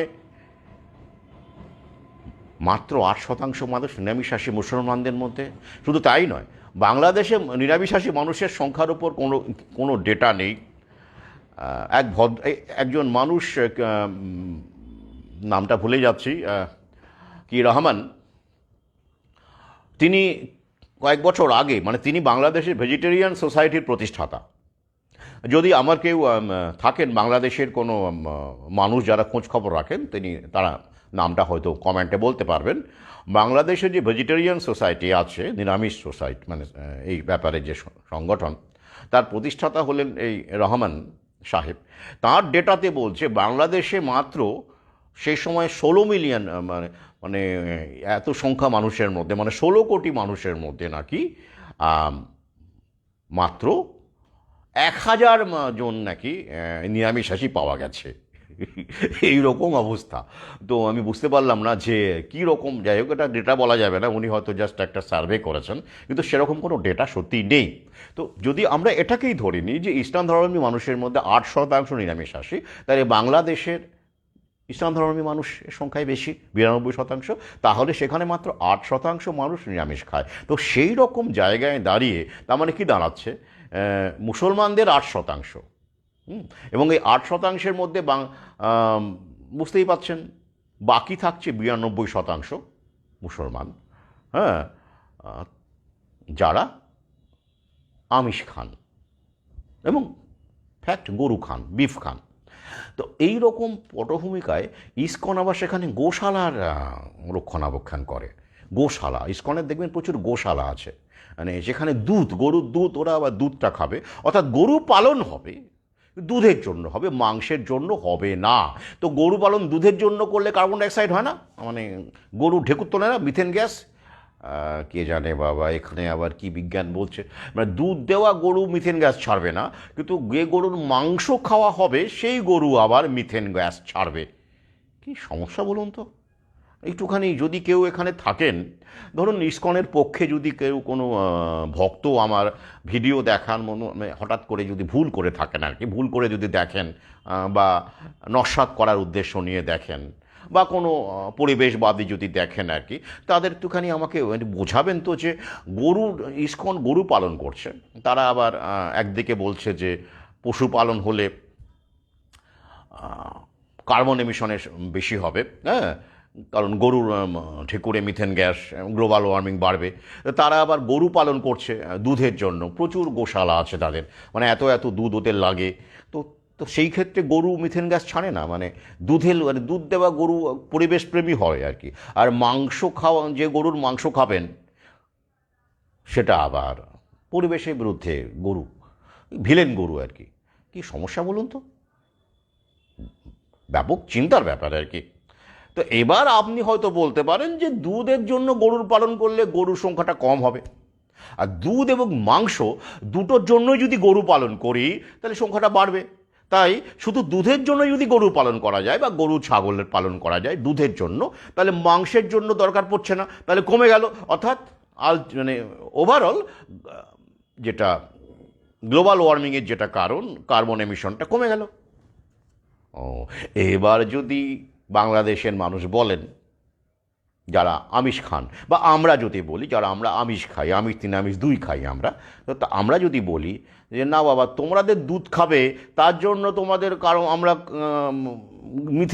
মিথেন গ্যাসটা মেনে নেব, তার জন্য তার ব্যাপারে মেনে নেব আপনাদের, যেহেতু দুধটা খাবেন, আর আমরা মাংসটা খাই বলে আমাদের বেলায় চলবে না, আমাদের বেলায় পরিবেশ দূষণ হচ্ছে, আমাদের বেলায় গ্লোবাল ওয়ার্মিং হচ্ছে, আর আপনাদের যখন গরু পালন করছেন তখন গ্লোবাল ওয়ার্মিং হচ্ছে না, মানবো কেন? এই টাসেলটাই তৈরি হয়ে যাবে। এত তথ্য দিয়ে হবে না, একটা সংঘাত তৈরি করবে ওরা বাংলাদেশে। এটা আমাদের দেশেও হবে, আমরা তো বাঙালি, আর বাঙালিদের মধ্যে প্রায় 100%ই আমিষাশী। মানে আমরা সমস্যা, বুঝলেন তো, মানে আমরা হিন্দু হয়েও মানে ইসকন হতে পারবো না। হতে গেলে মাংস ছাড়তে হবে, ডিম ছাড়তে হবে, কি সমস্যা না? তার মানে ইসকনের হিন্দু হতে গেলে আপনাকে গোবলয়ের মানুষ, হ্যাঁ, জয় শ্রীরাম, তো জয় শ্রীরাম বাঙালিদের মধ্যেও আছে, মানে জয় শ্রীরাম বাঙালি জয় শ্রীরাম কিন্তু ইসকন হতে পারবে না। কিন্তু যারা উত্তর ভারতের জয় শ্রীরাম, যারা নিরামিষাশী জয় শ্রীরাম দু রকমের হয়ে গেল। সমস্যা এখানেও আবার গণ্ডগোল। ডিভাইড অ্যান্ড রুলের কত রকম ক্ষেত্র দেখুন। তাহলে নিরামিষ জয় শ্রীরাম ইসকনে সমস্যা নেই, কিন্তু আমিষ জয় শ্রীরাম ইসকনের সমস্যা আছে। ব্যাস হয়ে গেল। তার মানে একদিকে ইসকনের সঙ্গে মতভেদ তৈরি হবে আর কি, এবং ইসকনও তাদেরকে ভালো চোখে দেখবে না। কাদের? যারা আমিষ খায়, মানে প্রাণী হত্যা করে। এক নম্বরে কে? মুসলমান, অবশ্যই মুসলমান। এবং দুই নম্বরে কে? হিন্দু বাঙালি, মানে হিন্দু কিন্তু বাঙালি, মানে আমরা। তো সমস্যা, আমরা যাব কোথায়? সংঘাত হবে না? হবে। সেটাই তো ওরা চায়। ওরা সংঘাত বাঁধানোর জন্যই তো একদিকে যেমন হেফাজতে ইসলামকে প্রমোট করেছে, বা আরও হুজুরদের প্রমোট করেছে একদিকে, অপরদিকে তেমন একটি উল্টো, একেবারে টোটাল উল্টো। মানে বাংলাদেশে ভাবুন, এত কোরবানি হয়, অবশ্যই ঈদের সময় তো হবেই, স্বাভাবিক, ওটা ইসলাম ধর্মের অন্যতম একটা দিক। কিন্তু সেইখানেই ওরা ইসকনকে একটা বিশাল বড় জায়গা তৈরি করে দিয়েছে। এবং তার চিন্ময় প্রভুকে গ্রেপ্তার করার পরে দেখবেন কত মানুষ সেখানে বিক্ষোভ করছে, আপনারা জানেন তথ্য, বিক্ষোভ করছে। অথচ বাংলাদেশে হেপাটাইটিস বি দিয়ে নেওয়ার পরে এত এত মেয়ে অসুস্থ হয়ে গেল, কিশোরী মেয়ে, হ্যাঁ, এবং তাদের ভিডিও আমরা দেখলাম, এবং সেইখানে তাদের কি হলো পরবর্তীতে, তারা এখন কতটা সুস্থ আছে তার কোনো খবর নেই। এই ভ্যাকসিন বিল গেটস আমাদের দেশে দিয়েছিল, অনেকেই মারা গেছে, তথ্য আমাদের কাছে আছে, পার্লামেন্টে উঠেছে, অথচ সেই ব্যাপার নিয়ে হুজুরেরও কোনো প্রতিক্রিয়া নেই। ইসকনের যারা রয়েছেন, ধর্ম ভালোবাসেন, মানবতাবাদী, তাদেরও কোনো প্রতিক্রিয়া নেই, ওই ব্যাপারে সবাই চুপ। কিন্তু এই ব্যাপারে কেন যে হঠাৎ করে, ব্যাপারটা বোঝার চেষ্টা করুন, এগুলো খেলাটা দেখুন। ওকে গ্রেপ্তার করার কি দরকার ছিল বলুন তো? কী দরকার ছিল? উনি কি করলেন? বলা হচ্ছে উনি নাকি দেশদ্রোহী। বাংলাদেশকে ধ্বংস করতে গেলে, ধ্বংস করার চক্রান্ত করছেন এমন একজন ব্যক্তি দেশদ্রোহী, তাই তাকে গ্রেপ্তার করা হয়েছে। বেশ, সঙ্গে সঙ্গে কী হলো? ভক্তরা আদালতের সামনে মুক্তির দাবিতে ব্যাপক রকম জটলা, ভিড়, এবং সেখানে কি হলো? পুলিশ লাঠি চালিয়েছে, ভিডিওতে তাই দেখছি। সনাতনীরা বলছে সনাতন ধর্মের ওপর আক্রমণ, গুঁড়িয়ে দাও, কালো হাত ভেঙে দাও, গুঁড়িয়ে দাও, এরকম আর কি, ওই টাইপের। সনাতন ধর্মাবলম্বীর ওপর অত্যাচার হচ্ছে বাংলাদেশে। বেশ, কেন কেন করতে, সিচুয়েশনটা কেন তৈরি হলো? গ্রেপ্তার করা হয়েছে প্রভুকে, কোনো কি কারণে? কোনো নির্দিষ্ট কোনো প্রমাণ আছে? কিচ্ছু নেই, কোনো কিছু নেই, কিন্তু গ্রেপ্তারটা করা হলো কেন? গভীরে যান, উপরের খেলাটা বোঝুন, আন্তর্জাতিক খেলাটা বোঝুন। সবই এখন আন্তর্জাতিক। ইসলাম প্রমোশনের যে হুজুর প্রমোশনের ফান্ডগুলো আসে আন্তর্জাতিক, কি সৌদি আরবিয়া থেকে ছিল, এখন কতটা আসে আমি জানি না। বাংলাদেশে যত মসজিদ তৈরি হয়েছে বিগত 10, 15 বা 20 আরও সময় 25-30 বছরে সবই সৌদি আরবিয়া থেকে আসা, এবং সৌদি আরবিয়ায় কার কর্তৃত্ব? আমেরিকা। কে না জানে? তাহলে ওখানেও আমেরিকা। ইসকনের জন্ম কোথায়? আমেরিকা, নিউ ইয়র্ক, এখানেও আমেরিকা। মাঝখানে তৃতীয় বিশ্বের মানুষ মুরগি। হিন্দু মুসলমান একে একে অপরকে খিস্তি মারছে, সনাতনী, আর এদিকে হচ্ছে মুসলমান, মুসল্লি। নে খেয়াল, সবাই ভোগের শিকার, শোষণের শিকার, জীবিকা নেই, কর্মসংস্থান নেই, ভয়ঙ্কর একটা পরিস্থিতি। এ ও মনে মার কাট, ও বলছে মার কাট। এর মধ্যে আবার একটা খবর দেখলাম, কি ভিত্তি আমি জানি না, কোথায় কি ঘটেছে আমি তাও জানি না, মানে এগুলো শুরু হবে, আমি বহু আগেই বলেছি, কি কোন মুসলমান ছাত্রকে, সে নাকি আইনের ছাত্র, তাকে নাকি ইসকনের সন্ত্রাসীরা জবাই করেছে, এরকম খবর আমি দিয়েছি আমার ওয়ালে। ভাবুন, মানে দাঙ্গা তৈরির পরিবেশ কিভাবে তৈরি হচ্ছে। মারা যাবে কারা? টপ লেভেলের কেউ মারা যাবে? কেউ মারা যাবে না। ওই উপরে উপরে অনেককে গ্রেপ্তার করা হবে, করে ভালো মন্দ খাওয়ানো হবে, এসি ঘরে রাখা হবে, তারপরে সসম্মানে ছেড়ে দেওয়া হবে। মারামারি করে মরবে সাধারণ হিন্দু মুসলমান। এটা এদেশেও সত্য, ও দেশেও সত্য। কারণ আমরা মুরগি, আমরা মস্তিষ্ককে ব্যবহার করি না, আমরা ভাবি না,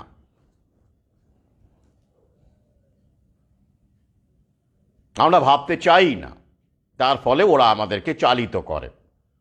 তাহলে এই যে একটা বিদ্বেষকে প্রমোট করা হচ্ছে, আগে ব্রিটিশ শাসনের আগে আমাদের দেশে, উপমহাদেশে, তখন তো বাংলাদেশ ছিল না, পাকিস্তানও ছিল না, তখন হিন্দু মুসলমান শান্তিপূর্ণভাবেই গ্রামের পর গ্রাম তারা বসবাস করেছে। এই পরিস্থিতি তৈরি হয়নি। তখন ইসকনও ছিল না, তখন হুজুর প্রমোশনও হতো না। তাহলে এখন এই যে ইউনুস সাহেবকে আনা হলো, তিনি ওয়ার্ল্ড ইকোনমিক ফোরামের ডাইরেক্ট ডেপুটেড অতিথি, মানে প্রতিনিধি, তিনি কি করবেন আমি বলেছিলাম। একদিকে হিন্দু মুসলমানকে খেপিয়ে দিয়ে এইভাবে পুলিশ আবার গিয়ে তাকে ধরলো কেন? এখানে ইউনুস সাহেবের কোনো ভূমিকা নেই।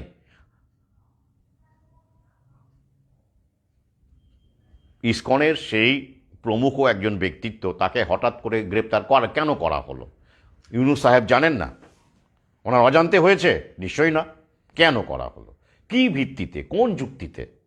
যাতে করে এরকম একটা বিদ্বেষ তৈরি হয়, যাতে করে জটলা তৈরি হয়, প্রতিরোধ তৈরি হয়, ভক্তরা খেপে যান, পুলিশ লাঠি চালায়, এরকম একটা অচলাবস্থা তৈরি করা হয়, সেই উদ্দেশ্যে কি তাকে গ্রেপ্তার করা হয়েছে? আমি প্রশ্ন করছি মাত্র, জানি না তো কিছুই। হঠাৎ করে কেন গ্রেপ্তার? একটু এমন করে, উনি তো আগেও ছিলেন, হাসিনার আমলে তাকে গ্রেপ্তার করা হয়নি। হঠাৎ করে হাসিনা চলে গেল, এবার ইউনুস সাহেব এলেন, এসে সরকারকে সবাইকে নাকি ওই সব কোটা বিরোধী আন্দোলনের মাধ্যমে তিনি উঠে এলেন।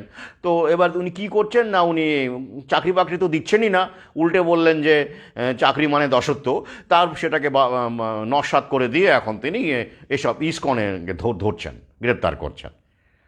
লোকজন খেপে যাচ্ছে, একটা তৈরি হয়ে যাচ্ছে অস্থিরতা।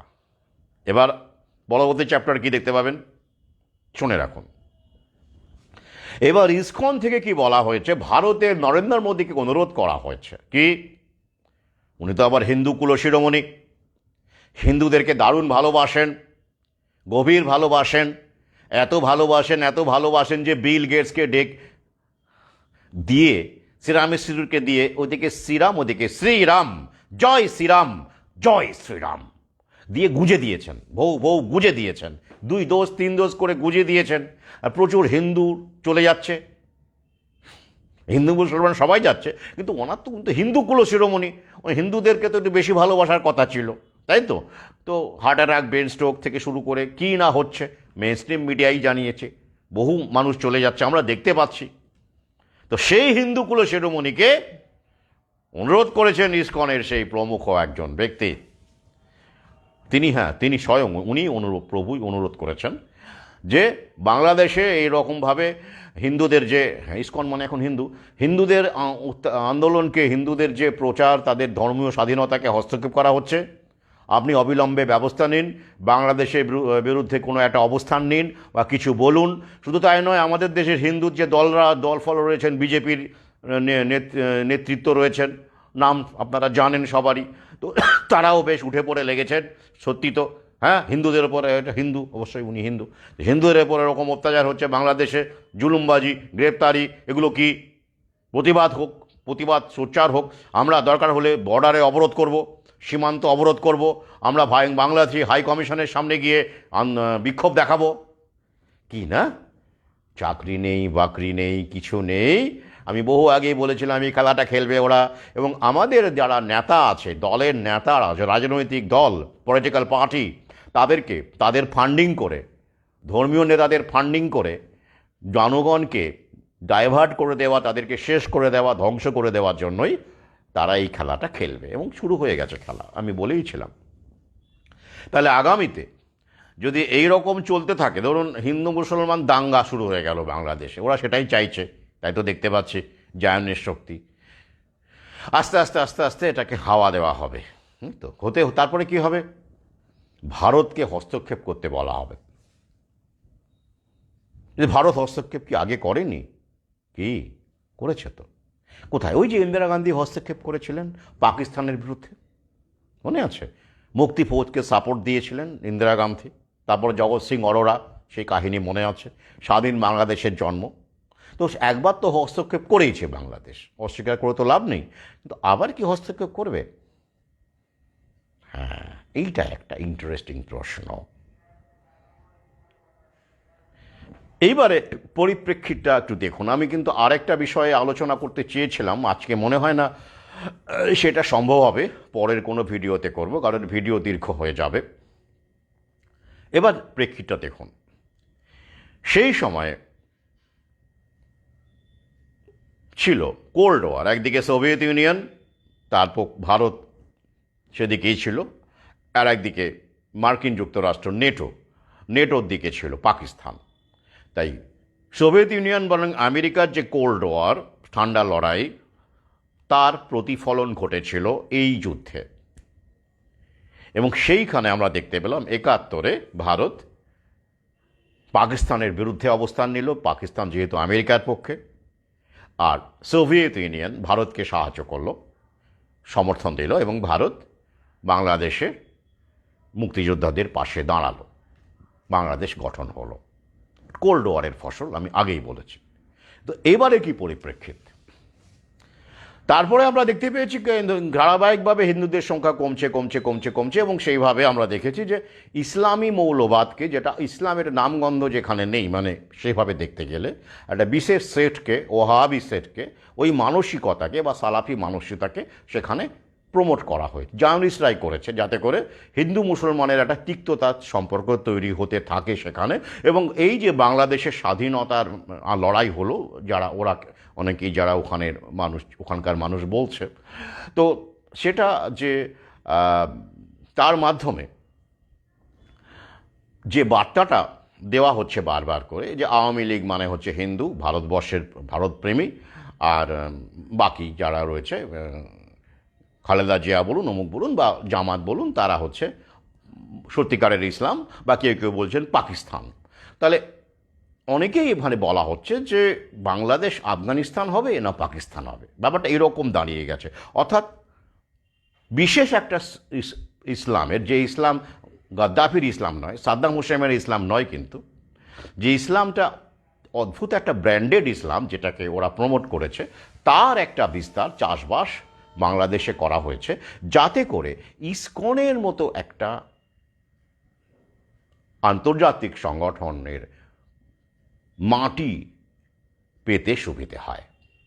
এবং এই ল্যাবমিট তথা গ্লোবাল ওয়ার্মিংয়ের যে প্রোপাগান্ডা, তার আবহে দাঁড়িয়ে কিন্তু এইবারের বাংলাদেশে আগে যে সহজেই যে হুজুরদেরকে প্রমোট করে হিন্দুদের উৎখাত ঘটানো হয়েছিল, অস্বীকার করে লাভ নেই, স্ট্যাটিস্টিক্স তাই বলে, বা অনেক হিন্দু মুসলমান হতে বাধ্য হয়েছিল, এটাও সত্য, চাপ আছে, এখনও আছে, সেই প্রক্রিয়াটা এবার রিভার্স হতে থাকবে। অর্থাৎ ফান্ডিংটা ওদিকে কমবে, এদিকে বাড়বে। আমেরিকায় ট্রাম্প, এগুলো ঘটনা, এগুলো হঠাৎ করে ঘটে না, এগুলো ঘটানো হয়। আমেরিকায় ট্রাম্প, ভারতবর্ষে মোদি, ওদিকে হিন্দু নির্যাতন। ইতিমধ্যে আমেরিকায় নিউ ইয়র্কে দেখবেন সনাতনীরা প্রতিবাদ জানিয়েছে বাংলাদেশের অত্যাচারের বিরুদ্ধে। অর্থাৎ আন্তর্জাতিক করা হচ্ছে, ইস্যুটাকে ইন্টারন্যাশনালাইজ করা হচ্ছে, এমনি এমনি করা হচ্ছে না। এখানে ধর্ম দেখবেন না, কিন্তু ধর্মটম্য নয়, এটা হলো অর্থনৈতিক ডমিনেশন, ইকোনমিক ইম্প্যাক্ট, অ্যান্ড পাশাপাশি অর্থনৈতিক যে টার্গেট আছে সেটাকে রূপায়ণ করা। অর্থাৎ যেহেতু মুসলমানেরা এবং একটা সংখ্যক মানুষ প্রাণী হত্যা করে, মাংস খায়, গ্লোবাল ওয়ার্মিংয়ের জন্য তারা দায়ী, অর্থাৎ কার্বন এমিশনের জন্য তারা দায়ী, এই সম্প্রদায়টাকে গোটা ওয়ার্ল্ডে এখন কোণঠাসা করা হবে। এতদিন তাদেরকে ফান্ডিং করা হয়েছিল যাতে করে বিপরীত একটা শক্তিকে জন্ম দেওয়া যায়, প্রমোট করা যায়, যেটা সফল হয়েছে। ভারতে পশ্চিমবঙ্গের মতো রাজ্যে কিন্তু হিন্দুত্ববাদীর সংখ্যা বেড়েছে, যেটা আগে ভাবা যেত না, করা গেছে। কারণ ওই যে মানুষের মধ্যে এই সাম্প্রদায়িক সত্তাটা থাকে, বিশেষ করে শিক্ষিত মানুষের মধ্যে থাকে, অশিক্ষিত নয়, এবং যারা খেতে পায়। ওই জন্য আমাদের দুটো লাইন আছে না, খালি পেটগুলো খুব বেশ অমায়িক, ভরা পেটগুলোই সাম্প্রদায়িক, তার সঙ্গে একটু যোগ করুন একটু শিক্ষিত। হ্যাঁ, একটু শিক্ষিত, পুরোটা নয়, পুরো শিক্ষিত হলে তো প্রশ্নই আসতো না, একটু শিক্ষিত। এদের সংখ্যাটা কিন্তু সবাই সাম্প্রদায়িক। আমি দেখেছি, আমার তথাকথিত লেখক সাহিত্যিক কফি হাউসে আড্ডা মারছি, দেখছি, অবাক হয়ে যাচ্ছি। হ্যাঁ, এরা সাম্প্রদায়িক, মুসলমান বিদ্বেষী হয়ে গেছে, আর মুসলমানেরা হিন্দু বিদ্বেষী হয়ে গেছে। তো এই যে মানসিকতাকে প্রমোট করে আগামীতে যে কি ভয়ঙ্কর খেলা ওরা খেলতে পারে, ভাবলেই আমি শিউরে উঠছি। মরবে কিন্তু সাধারণ মানুষ। তা আমি বহু আগেই বলেছি, ফসিল ফুয়েল থেকে শুরু করে কোরবানি, মাংস খাওয়া, এই সমস্ত কিছুতে কিন্তু একটা বড় বাধা, এবং ক্যাশের ব্যবহার, এই সমস্ত কিছুতে কিন্তু একটা অজান্তেই বা প্ল্যান না করেও একটা বাধার কারণ হচ্ছে কিন্তু ইসলাম ধর্মাবলম্বী মানুষ। আর তাই সেইখানে কাউন্টার ব্যালেন্স করবার জন্য, তাদেরকে একটা মেসেজ দেওয়ার জন্য ইসকনকে এইভাবে প্রমোট করা হচ্ছে যে বাংলাদেশে বসে বলা হচ্ছে প্রাণী হত্যা পাপ। ভাবা যায়? হ্যাঁ, এটাও মহাকালের প্রক্রিয়া। তাই একটু নির্মোহ মনে আসুন, এবার একটু শেষের দিকে গিয়ে একটু নির্মোহভাবে ভাবার চেষ্টা করি, কোনো পক্ষে না গিয়ে। যদিও আমি বারবার করে বলি যে বহুজন হিতায় বহুজন সুখায়, কিন্তু বহুজনে যদি না বোঝে তাহলে কি করবেন? আমরা যাদের জন্য বলছি বহুজনের ভালো, বহুজনের সুখ, বহুজনের মঙ্গল, সেই বহুজনই যদি তাদের মগজ অনুশীলন না করে তাহলে তাদের মরতে হবে। ব্যাপারটা তাই হচ্ছে। এবার দেখুন এই যে প্রক্রিয়াটা কেন হচ্ছে, কিভাবে হচ্ছে।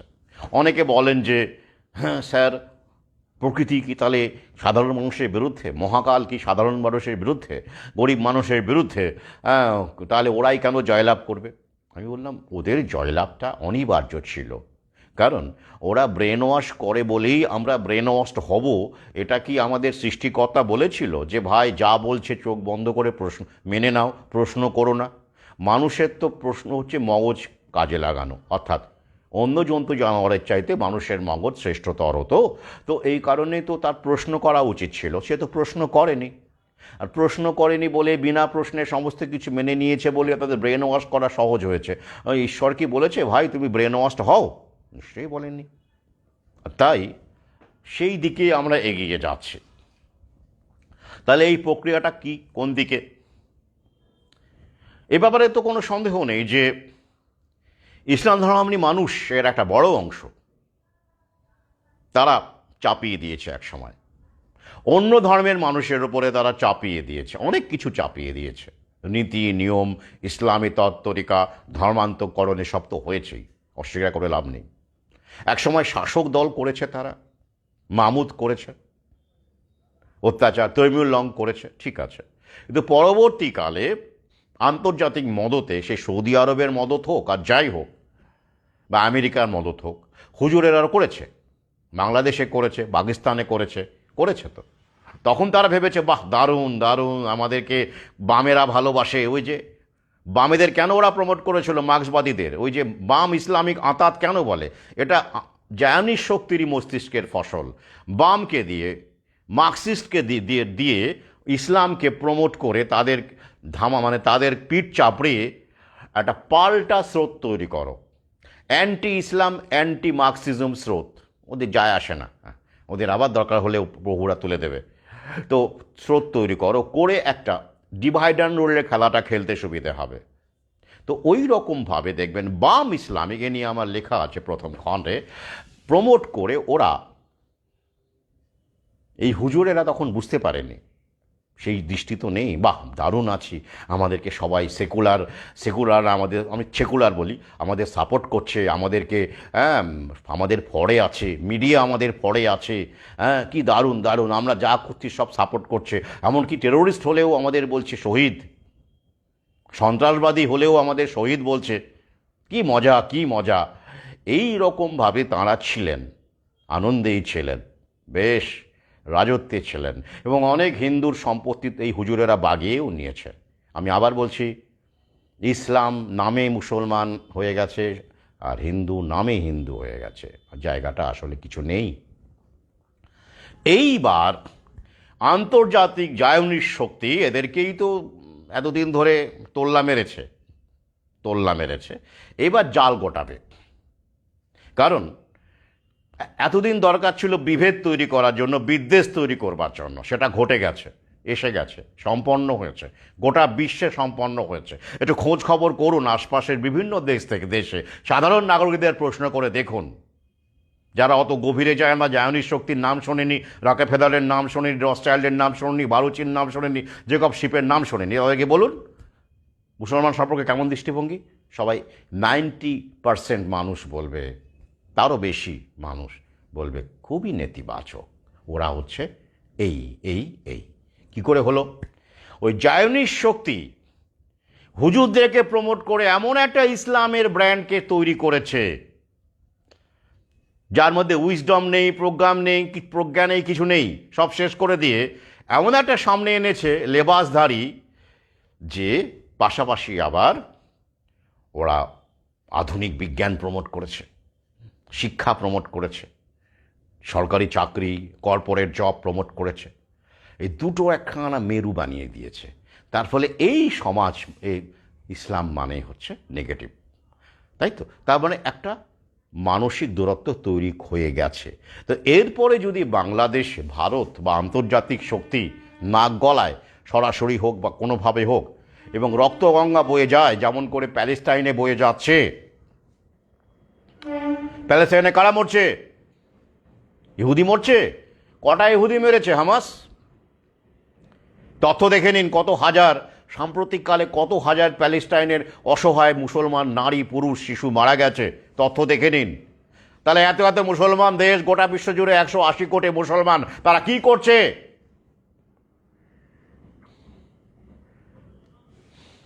ভেতর থেকে ঘুণ পোকার মতো আপনাদের লোক দিয়ে আপনাদের শেষ করা হচ্ছে, আপনাদের চিন্তা ভাবনাকে শেষ করা হচ্ছে, সেটা বুঝতে পারছেন না আপনারা। তাই এবার পাল্টা এবার আপনারা দেখতে পাবেন, কারণ আপনারা ওই যে চোখ কান বুঝেছিলেন, ওই তো দারুণ, আমাদের দারুণ, বামেরা আমাদের সাপোর্ট করছে, কি দারুণ, গোটা বিশ্ব আমাদের সাপোর্ট করছে, আমরা কি ভালো, হ্যাঁ আমরা সেকুলাররা আমাদের সাপোর্ট করছে, কি সুন্দর আছি আমরা, যাচ্ছে তাই করে যাচ্ছি, কেউ কিছু বলে না। এইবার বুঝতে পারবেন কি হতে চলেছে আগামীতে। এটারও একটা দরকার ছিল, ওই যে বললাম মহাকালের প্রক্রিয়া। কিন্তু সমস্যা কী হয় বলুন তো? সাধারণ মানুষেরা বলি হয়, যাকে বলে কোলাটারাল ড্যামেজ। কিন্তু কেন হয়? এখন আপনি প্রশ্ন করবেন যে সাধারণ মানুষ, তারা তো অসহায়, তারা তো অত বিলিয়নিয়ার বোঝে না, অমুক বোঝে না, তমুক বোঝে না, তাদের কেন এভাবে মানে তাদেরকে কেন সাফার করতে হয়? তাদের কি কোনো দোষ নেই? আছে। ওই যে জানার অভাব, জানার চেষ্টা করার অভাব, মগজ তারা খাটাতে চায় না। তাদের মধ্যেও স্বার্থপরতা আছে, তাদের মধ্যেও ভাবতে না চাওয়ার প্রবণতা আছে, তাদের মধ্যেও হিংসে আছে, বিদ্বেষ আছে, একটা রিক্সাওয়ালা আর একটা রিক্সাওয়ালার সঙ্গে বিবাদ আছে, অটোওয়ালার সঙ্গে বিবাদ আছে। সমস্ত ক্ষেত্রেই একটা যেটা প্রজ্ঞার কথা ছিল একটা সময়, বিশ্বাস মানুষের মধ্যে, যেটা শেষ। আর তাই ভাঙতে গেলে এবার ভাঙবে, ভেঙে একটা রিসেট তৈরি হবে। সেইখান থেকে হয়তো আমরা নতুন কোনো স্বপ্নের, নতুন কোনো বার্তার কথা খবর আমরা পাবো, যে বার্তা আমরা বারবার করে ছড়ানোর চেষ্টা করছি, নিজেদের মধ্যে কথা বলছি, ভাবাচ্ছি একে অপরকে। তো সেইটা এখনও দেরি আছে, কিন্তু তার প্রক্রিয়া তো চলবেই, তাই না? এই যেমন ধরুন, ছোট্ট করে বলি, এই যে সেদিন একজন প্রশ্ন করেছে, এই যে সরকারি চাকরি চলে যাচ্ছে, হচ্ছে না, শিক্ষা ব্যবস্থা ভেঙে যাচ্ছে, এই যে শিক্ষকদের আগামীতে আর নিয়োগ হবে না, শিক্ষক শ্রেণী শেষ, সরকারি শিক্ষক শ্রেণী শেষ হতে চলেছে আগামীতে, আপনি বলেন এটা কি ভালো হচ্ছে? এটা কি তাহলে কি ব্যাপারটা কি? তাদের উদ্দেশ্যে বলি যে এই যে শুধু সরকারি শিক্ষক নয়, মধ্যবিত্ত শ্রেণী যে তৈরি হয়েছিল, ওরাই তৈরি করেছিল ওদের স্বার্থে, ওদের ব্রেন ওয়াশকে পৌঁছে দেওয়ার জন্য শিক্ষা ব্যবস্থার মাধ্যমে, এবং কেরানিকুল তৈরি করেছিল ওরাই, যাতে করে টোটাল কন্ট্রোল কায়েম করতে পারে ওরা। তো খেয়াল করে দেখুন, এই যে শ্রেণীটা, মধ্যবিত্ত শিক্ষিত শ্রেণী যাদেরকে আমরা বলি, চাকুরিজীবী, কর্পোরেট বা সরকারি নির্বিশেষে, তারা কি স্বার্থপর হয়ে যায়নি? তারা কি তুমি আর আমি আর আমাদের সন্তান, এই আমাদের পৃথিবী, এই স্লোগানের মধ্যে নিজেদেরকে সমর্পণ করেনি? তারা কি আশপাশের মানুষের কথা ভেবেছে? তারাও তো একটা কায়েমি স্বার্থপর একটা গোষ্ঠীর প্রতিনিধি হয়ে গেছে, ব্যতিক্রম বাদ দিয়ে। ব্যতিক্রম চিরকালই কম। তাহলে এই যে একটা অচলায়তন তৈরি হয়েছে, সেটাও তো কাম্য নয়, সেটাও ভাঙার দরকার। সেটাও ভাঙছে, প্রক্রিয়া শুরু হয়ে গেছে। আর আমরা ভাতার নিন্দা করি, তাই তো? ভাতা, সত্যি তো, যেটা দ্বিতীয় নিউ ওয়ার্ল্ড অর্ডার তো ভাতা নির্ভর সমাজ হতে চলেছে, এটা আমরা জানি, বারবার করে বলি, কর্মসংস্থানকে শেষ করে দিয়ে। তো এবার ভাবুন তো, ধরুন একটা পাড়ায় 100 জন লোক আছে, 100 জনের মধ্যে 80 জনের অবস্থা ভালো না, খারাপ, তারা খেতে পায় না সেভাবে, কোনো রকম করে চলে। আর 20 জনের অবস্থা বেশ ভালো, ভালো খেতে পায় এবং তারা জমাতেও পারে লক্ষ লক্ষ টাকা। এবার ওই 20 জন লোক যদি ওই পাড়ার 80 জন লোকের কথা ভাবতো, তাহলে ওই লোকগুলোর ভাতার দরকার পড়তো না। তাহলে যখন এই অসাম্যটা তৈরি করছে, আমরাই আমাদের লেভেলে তৈরি করি, আমাদের লোভে স্বার্থপরতার কারণে তৈরি করি, তাহলে এই 80 জন যখন খেতে পাচ্ছে না, তাদেরকে ভাতার প্যাকেজ নিয়ে হাজির হচ্ছে সরকার। ভাতাটা সরকার পকেট থেকে দিচ্ছে না, না না না, আপনার ইনকাম ট্যাক্স থেকেই দিচ্ছে। আপনি যে কেনাকাটা করছেন তার উপর ট্যাক্স বসিয়ে দিচ্ছে। কি, কিন্তু আপনি সরাসরি দিলেই তো হয়ে যেত। আপনার টাকা থেকেই সরকার দিয়ে মহান ত্রাতা সাজছে তো, যে না আমাদের ভাতা দিচ্ছে সরকার, আরে কি ভালো সরকার। কিন্তু টাকাটা তো আপনাদের সেই 20 জনের টাকা, প্রতীক হিসেবে বলছি, বা 20 জনের ভালো অবস্থা পাড়ার, সেই 20 জনের টাকাই তো আপনাদের কাছ থেকে নিয়ে 80 জনকে দিচ্ছে সরকার, অল্প অল্প করে। তো আপনারা নিজেই যদি টাকাটা দিতেন পাড়ার ওই লোকগুলোকে, 80 জনের মধ্যে ভাগ করতেন আপনাদের বাড়তি যেটা উপার্জন, লাখ লাখ টাকা ব্যাংকে না রেখে, তাহলে কি তাদের ভাতা দেওয়া দরকার ছিল? ছিল না। ছিল কি? ছিল না। তাহলে সমস্যাটা অনেক গভীরে। আর তার সুযোগ সরকার নেবে, রাষ্ট্র নেবে, জায়নিক শক্তি নেবেই। এটা একটা প্রক্রিয়া। আর তাই সেই প্রক্রিয়ার আমরা শেষ পর্যায়ের দিকে পৌঁছে যাচ্ছি। তবে হ্যাঁ, টোটাল কন্ট্রোল বলুন বা যাই বলুন না কেন, যেটা অনেক আগে থেকেই শুরু হয়েছে, সেটা কি ওদের যে লক্ষ্য, অভীপ্সিত লক্ষ্য, সেটা কি ওরা করতে পারবে? কতটা পারবে? কতদিনে পারবে? ওরা যে সিস্টেম করেছে, তৈরি করেছে, করে ফেলেছে বা করছে, আগামীতে করছে, আগামীতে আরও করবে, তার মধ্যে গিয়ে তাদের পতনের বীজ নিহিত আছে। এই বিষয়ে আলোচনা পরের ভিডিওতে করব, আজ অনেকক্ষণ কেটে গেছে ইতিমধ্যেই। তবে একটা সহজ বিষয় উল্লেখ করে আমি আজকে বিদায় নেব। কার্ল মার্কস যাকে এই জায়নিস্ট শক্তি প্রমোট করেছিল মূলত রাশিয়ার মির কমিউনগুলোকে ধ্বংস করবার জন্য, এবং পরবর্তীকালে যখন প্যারি কমিউন এলো 1871 সালে, সেটা শাসক শ্রেণীর জায়নিস্ট শক্তির বুকে কাঁপন ধরিয়ে দেয়। তাই মার্ক্সবাদকে প্রমোট করে, বলশেভিক দলকে প্রমোট করে, ডাইরেক্টলি রাসপুটিনের সেই তথ্য দিয়েছে, প্রমোট করে ওরা একটা কন্ট্রোলড অপোজিশন তৈরি করতে চাইল। কন্ট্রোলড অপোজিশন অর্থাৎ যত জায়নিস্ট ক্যাপিটালিজম গোটা বিশ্ব জুড়ে বাড়বে তত অসাম্য তৈরি হবে, আর তাই সাম্যের একটা স্বপ্ন দিতে হবে মানুষকে, যাতে করে মানুষ প্যারি কমিউনের মতো গণ্ডগোল করতে না পারে, রক্ত স্নান যাতে করে না হয়, এই রকম একটা মানে বাধা যাতে না আসে। প্যারি কমিউন নিয়ে আমি পরে আলোচনা করব। প্যারি কমিউন 1871 সালে ঘটতে পেরেছিল, তার মূল কারণ ছিল, অন্যতম কারণ ছিল যে সৈন্যবাহিনী, ন্যাশনাল গার্ড ফ্রান্সের সৈন্যবাহিনী স্বয়ং রাষ্ট্রের বিরুদ্ধে চলে গিয়েছিল এবং তারা প্যারিস দখল করে নিয়েছিল, একটা উল্লেখযোগ্য অংশ। 2 মাসের বেশি তারা স্বাধীনভাবে একটা কমিউন তৈরি করেছিল সেখানে। পৃথিবীর আধুনিক কালের প্রথম কমিউন, আধুনিক সভ্যতার প্রথম কমিউন, প্যারি কমিউন। আর মনে রাখবেন, যারা এই কমিউন প্রতিষ্ঠা করেছিল এবং যারা এই কমিউনের অধিবাসী হয়েছিল, সেই সৈন্যবাহিনী সহ, তাদের কমিউনিস্ট বলা হয় না, তাদের কমিউনার্ড বলা হয়। কমিউনিস্ট বলা হয় না, কমিউনার্ড বলা হয়। তো এই আতঙ্ক পেয়ে বসেছিল ওদের, তাই কার্ল মার্ক্সকে ওরা প্রমোট করেছিল এবং বলশেভিক দলকে প্রমোট করেছিল, যাতে করে এই সাম্যের স্বপ্ন দেখে বিদ্রোহী মানুষের হাতে ওদের মৃত্যু না হয়। তাই ওদের দলকে দিয়েই, ওদের মতো লোককে দিয়েই ওই ভেন্টিলেশনের মতো আর কি, সেফটি ভাল্বের মতো, যেমন অ্যালান অক্টোভিয়ান হিউমকে দিয়ে কংগ্রেস তৈরি করা হলো যাতে করে ব্রিটিশের বিরুদ্ধে বিক্ষোভগুলোকে কন্ট্রোল করা যায়। কংগ্রেস তো কন্ট্রোল অপোজিশন, সেটা আমরা জানি। তো একই রকমভাবে মার্ক্সবাদ এবং বলশেভিক দলকেও একই উদ্দেশ্যে প্রমোট করা হয়েছিল। কিন্তু মার্ক্সকে দিয়ে এমন কিছু কথা বলানো হয়েছিল যেগুলো সত্যি একদম, আপনি যদি পড়েন, ডায়ালেকটিক্স পড়েন এবং পাশাপাশি হেগেল মার্ক্সকে রেখে পড়েন, অস্বীকার করে লাভ নেই। অনেক সত্য মার্ক্স বলে গেছেন, অনস্বীকার্য। কিন্তু সমস্যা হচ্ছে কি, সত্য কিছু বলতে হয়, সত্য কিছু না বলে কিন্তু বিশ্বাস অর্জন করা যায় না, তাই তো?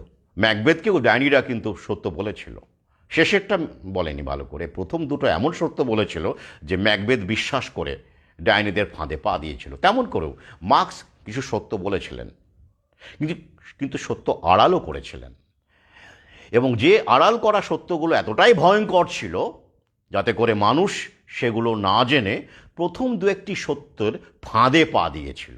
কি সত্য? মার্ক্স যেমন একটা সত্য বলেছিল, কি, বুর্জোয়ারা নিজেদের কাজের মাধ্যমেই তাদের ধ্বংস ডেকে আনে।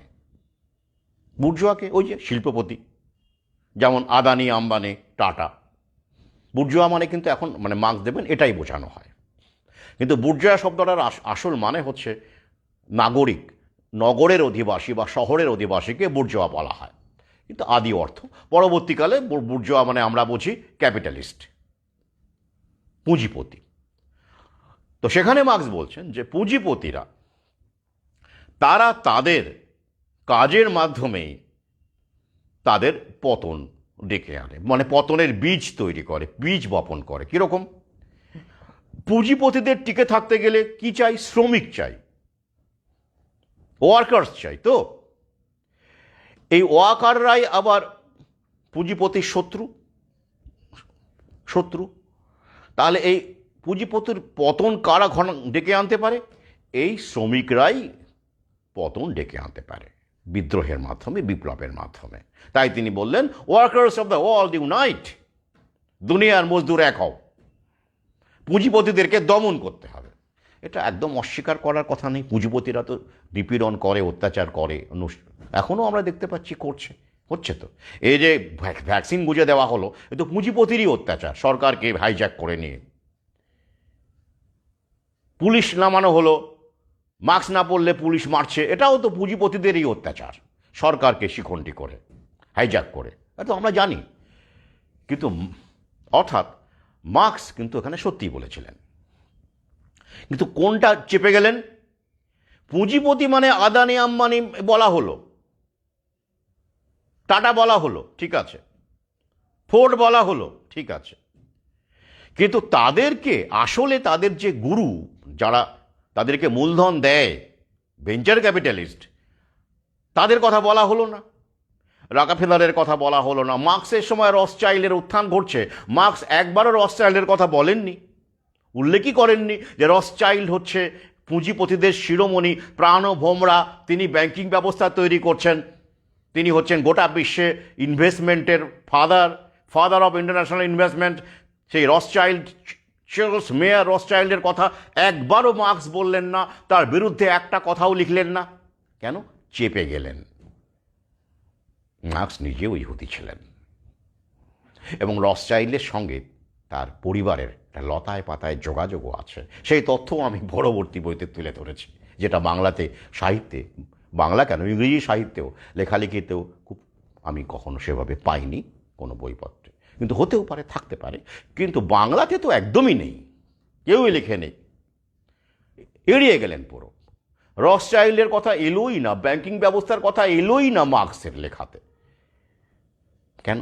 ওই যে দু একটা সত্যি কথা বলে মূল সত্যটাকে আড়াল করো, তবেই কন্ট্রোল অপোজিশন সফল হবে।